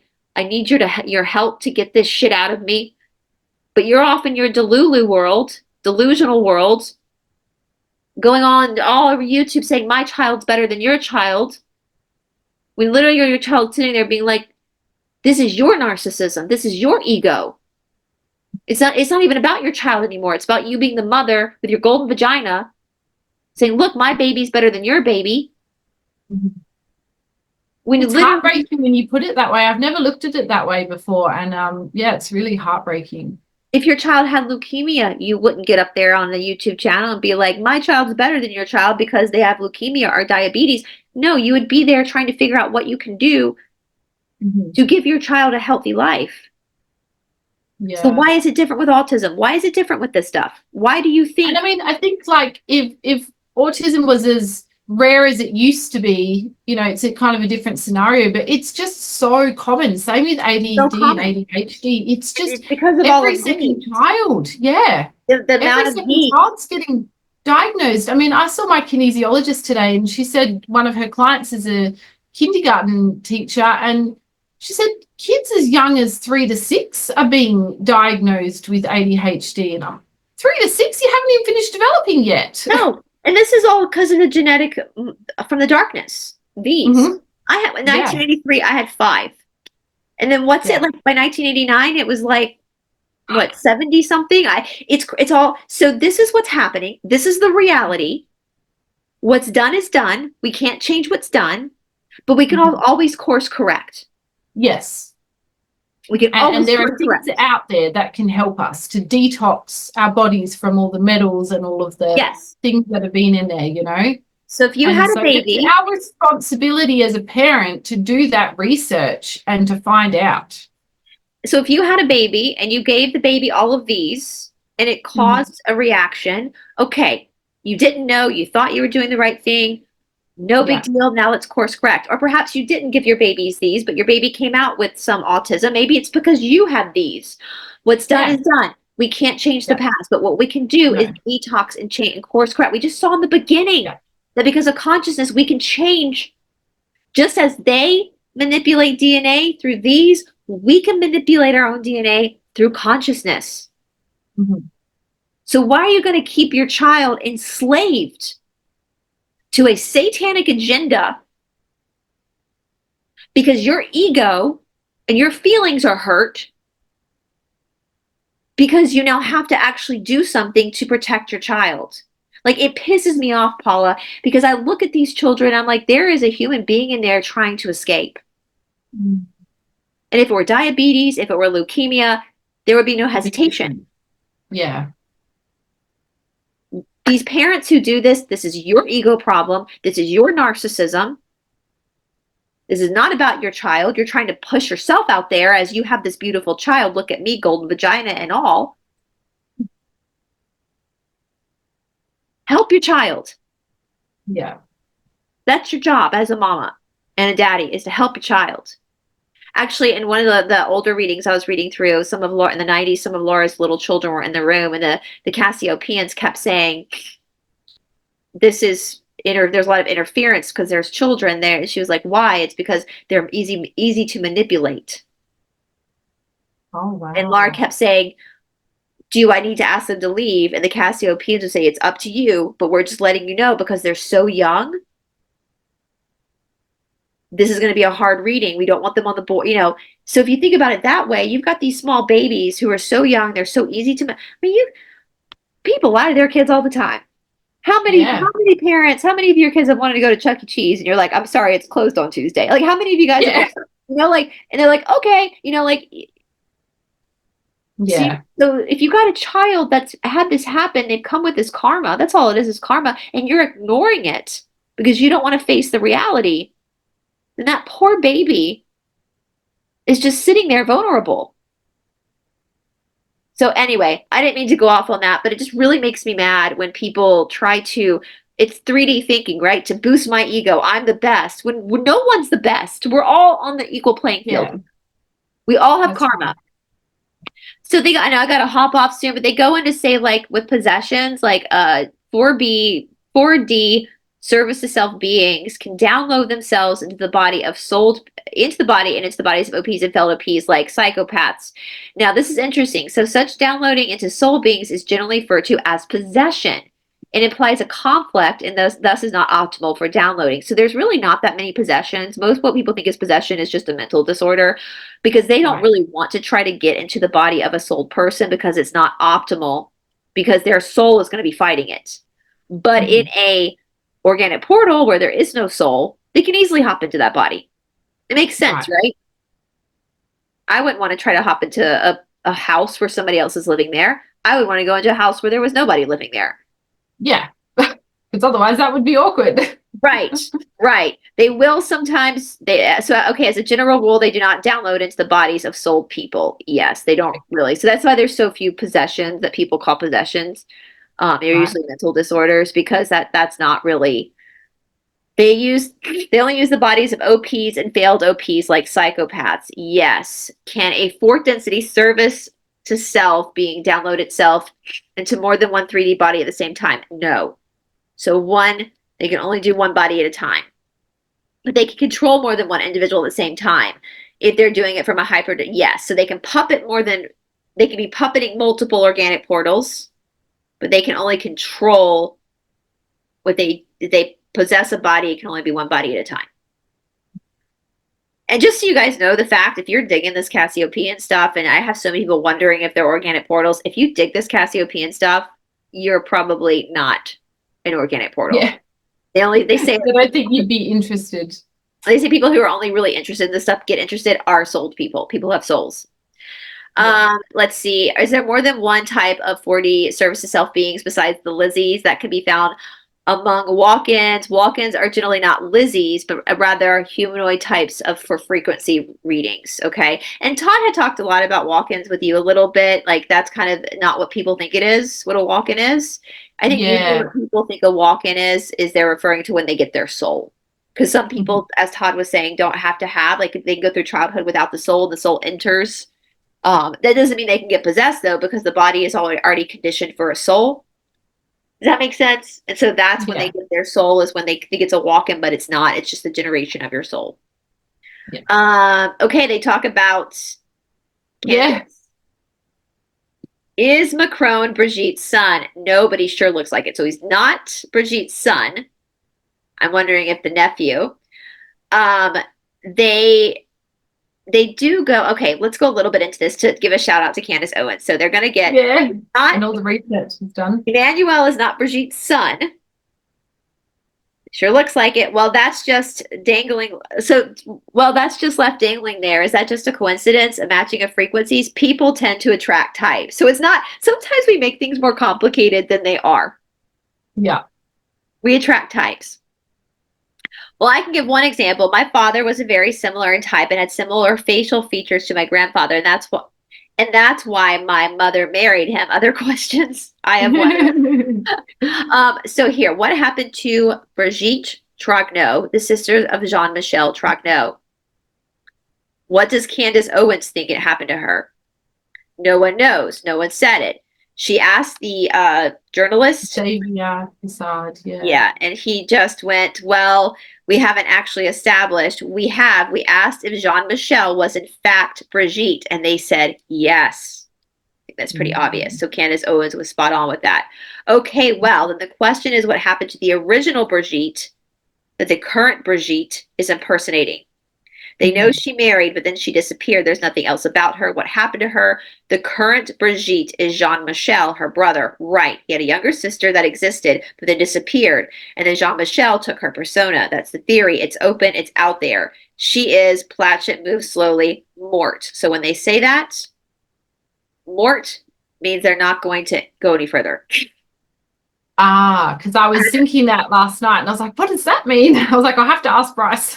Yeah, I asked Todd about that. He said that when they say Mort, for some reason, that's their word in Cassiopeia for we're not going any further with this. That makes sense. They really didn't want to answer that question. I know. Yeah, let's just leave it. So there's lots of reasons why they won't answer questions sometimes. Sometimes it's just they don't want to. It's just not the right time. Not the right time. And maybe it's too dangerous to answer the question. Maybe the real Brigitte is in trouble and they don't want to rock the boat too much. Maybe it's not important for us to know. Maybe what's important to us to know is that Brigitte Macron herself is lying to people, but as far as everything else, it's none of our business, right? So you never know why they won't answer questions. There's many different reasons. They're only answering now, I suppose, because there's at least some information because of Candace Owens, so it's out there. But to get any more answers, you probably have to stick within what's already been made available publicly and make it a little bit extra. But you're probably not going to get any definitive answer because it's touchy. All right. I don't know exactly how to ask it. Okay, so I think we can kind of leave it. I want to go to the bottom. Is there anything else you want to hit on before? I don't think so. Oh, maybe just a tiny bit up. It said A off D. I was wondering what that stood for. I'm not sure what that Oh, and it was interesting what they said about there are serious questions about the election of John Kennedy, that there were a lot of votes that were bought. All right, God, they've been doing this since forever. I mean, there's even serious questions about the election of John Kennedy, that there were a lot of votes that were bought by his dad. Yes, the mob, okay. So Yes, even they were that, talking about the rigging of the election. yeah, for John Kennedy, way back when. By his dad, yes, and the That was mob, interesting. okay. Now, the thing is, the Cassiopeans has said that Junior is dead. I know that's a big one in the truther community, that he's alive and he's in a mask, but they have said no, Yeah. he's gone, as is Princess Diana. Yeah, So, that doesn't really surprise me. no, and that they both wanted to leave, that their souls were ready to leave when they left. Yeah. So in the 17th letter of the alphabet, remember, also said that Junior is no longer alive. And that one girl was like, well, if Senior is no longer alive, then he's not Junior anymore, he's Senior. That's not true. My father is a junior. My father is Edgar Lee Watson Jr. My grandfather was Edgar Lee Watson Sr. My grandfather is no longer alive, but my dad is still Edgar Lee Watson Jr. Just because my grandfather is no longer alive doesn't mean that his existence gets erased and somebody else takes his place. And otherwise, how else would we know who people are talking about? It's like with the whole thing when you were talking about with JD Vance and stuff, and it's like, well, that's who we vote. That's who you guys voted for. Yeah, that's our who it is. That's who they're referring to. So I think when the whole Kennedy thing was brought up, I think they were talking about Bobby Kennedy. I think we got the wrong Kennedy. Right. And I'm willing to course correct that, given the logics, but some people aren't. And again, if Junior's gone, that was his soul's decision. So you can't try to supersede that for your own selfish desires. And I said it to people all the time, if Junior's alive, what difference is that to you? Yeah, I was just about to say, like, I mean, even if they were alive, I mean, yeah, that would be great. But I mean, what impact is that going to have on the world? I mean, wouldn't it cause a lot of people to be angry as well? Yes. They'd be like, okay, so you faked your death is a felony in the United States. So I just don't really see what the benefit of it would be if they were. Yeah, I guess a lot of people are kind of hoping that they're working behind the scenes as part of the White Hats. But that goes back into the negative polarity then. If you're entitled enough to think that somebody should do all this hard work for you and save you, that's negative thinking. Yeah.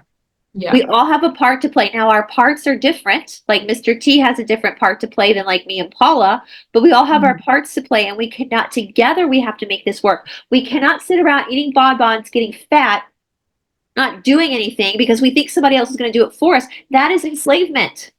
That is you acting like a slave master. I can appreciate Mr. T for doing what he's doing, but I'm also getting up every day trying to do my part as well. Yeah. So is Paula. So are many of you watching. We're preaching to the choir. I know that we're preaching to the choir. But it just, once you understand the rules of the game, you see the manipulation for what it's worth. Yeah. You see the manipulation for what it's worth. It's all manipulation. Why? Because if they can manipulate you and get you spinning in a circle, they pull that energy from you and they can use it to continue to try to hijack. And you're the only one that can stop that with yourself. You're the only one that can say, I'm not going to be hijacked anymore. Right? Yeah. It doesn't, the only people that affects, if Junior's alive, the only people that affects is the Kennedy family. Yeah, it's the immediate family. Yeah. And I mean, that would be wonderful for them, but then it would also be complicated because, yeah, there would be a lot going on there. Yeah. Yeah. So they do end this reading saying, reread past warnings. Things are going to get chaotic. Goodbye. Well, we have thrilling and we have chaotic because they talk about it sometimes. So I think she went and put up some of the past readings, all recent final message warnings from the sessions that's here. I got to jump on another call soon. But I'm going to link this down in the description box below so you can read this for yourself. Now, I'm going to reiterate, in a past reading recently, they talked about how we're not in a golden age yet. And that makes sense to me. And it made people make sense to me too. we can't leapfrog to the end. No. We have to go through it. And just because it's chaotic doesn't mean it's not thrilling at the same time. And you know, I believe it's coming. It's definitely coming, but it's just we have to get through it. It's like having a baby, you know. Yeah. You've got to go through the labor pains, you've got to go through the delivery, and then you get to enjoy the wonderful gift at the end. So Yeah. And then a few months after the baby's born, the mother's dealing with her own biological body trying to heal itself, and you know, and so we have that too after there's that flip where we have to let ourselves heal. And so yes, that's so true. you know, that's Yeah. the thing that makes me so, I mean, and maybe, you know, Paula, because I come from the world of traditional yoga. In traditional yoga, there's no teacher voice, there's no poetry read, it's very tough love. And so I teach tough love. That's how I teach, is because that's how I was taught, which I appreciate because I don't want anybody patronizing me. When Yeah. I'm working with a teacher, I want to hear it straight. I don't want to be patronized. I'm a grown up. Tell it to me straight. What? Yeah. This is what the Cassiopeans do. And so, and I think people get upset when I do these readings sometimes, Paula, because they're used to being coddled and they're used to being lied to. And they like, you know, the truth is the truth. Feelings aren't facts. Facts are facts. And sometimes the truth is hard to hear, but it doesn't mean it's not the truth. Yeah. And I actually love the Cassiopeans. I love, once you get your head around everything, it's actually exciting. Because we have so much to look forward to. But yeah, I feel like it's really important to, you know, to learn all of this information and to see things from the different perspective, because this is a different perspective to a lot of the other channelings out there. And I think it's important to listen to them and to learn more about it.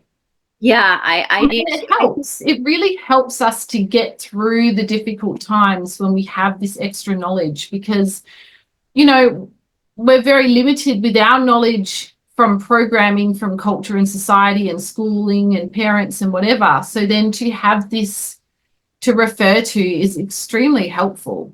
Absolutely. Absolutely. And I think it empowers you. A lot of these other people that are like, oh, helps, you know, don't do anything, just sit back. And that's disempowering.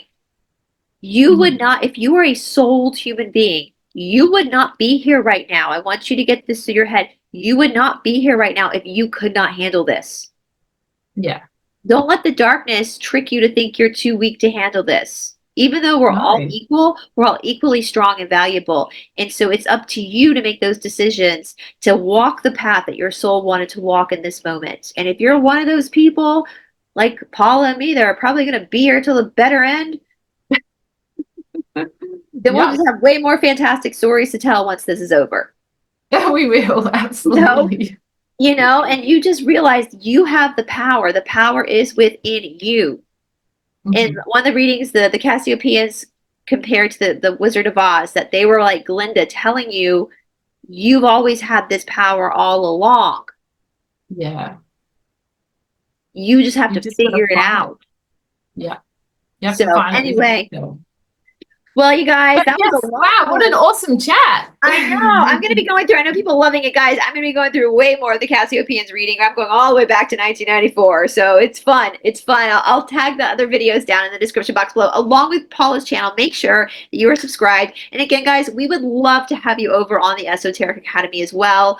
Again, you get 7 days of a free trial. So if you're interested in just trying it, you get 7 days before you get locked in. So that's a whole obligation. And even if you did sign up for 1 month and you decided that it's not for you, you can cancel any time. There's no, you know, locked in periods or anything like that. So right. And so we have 2 different categories. You can just do $25 a month, and that just gives you the exercise classes with the live exercise calls. And then you could do for $15 more a month, you get all the exercise classes, the live classes, and all the courses and all the interviews.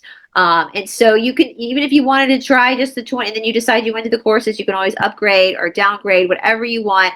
The whole series on Law of One that we're going to be doing is going to be under the $40 course, because that is a course. So that's the higher tier one, but we would absolutely love to have you guys. And it's really, I mean, Todd keeps saying how unbelievably cheap, because he knows this is like thousands of dollars worth of courses that we're giving you guys for $40 a month, and part of that money goes to pay for the all the maintenance, the admin stuff of. So we really are trying to put this as cheap as possible, so we can share this information, and we're not censored.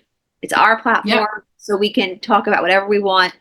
And we would absolutely love to have you. If you guys have any questions about the platform, you can ask in the comment section below, or you can email us if it's a private question. What's the email again, Paula? So it's admin@theesotericacademy.com.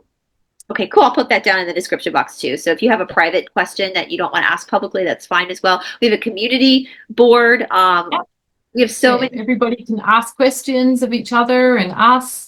We've even got dudes in there. I always get excited when I see men sign up. I'm used to being predominantly with men because most traditional yoga is mostly men. But it's so cool to have the dudes. We got great women in there, all ages. It's a really cool group of people, and so we'd love to have you guys. And otherwise, the links to the Cassiopean Forum will be in the description box too. I don't gatekeep. It's all there for you to read. All 31 years is there for you to read.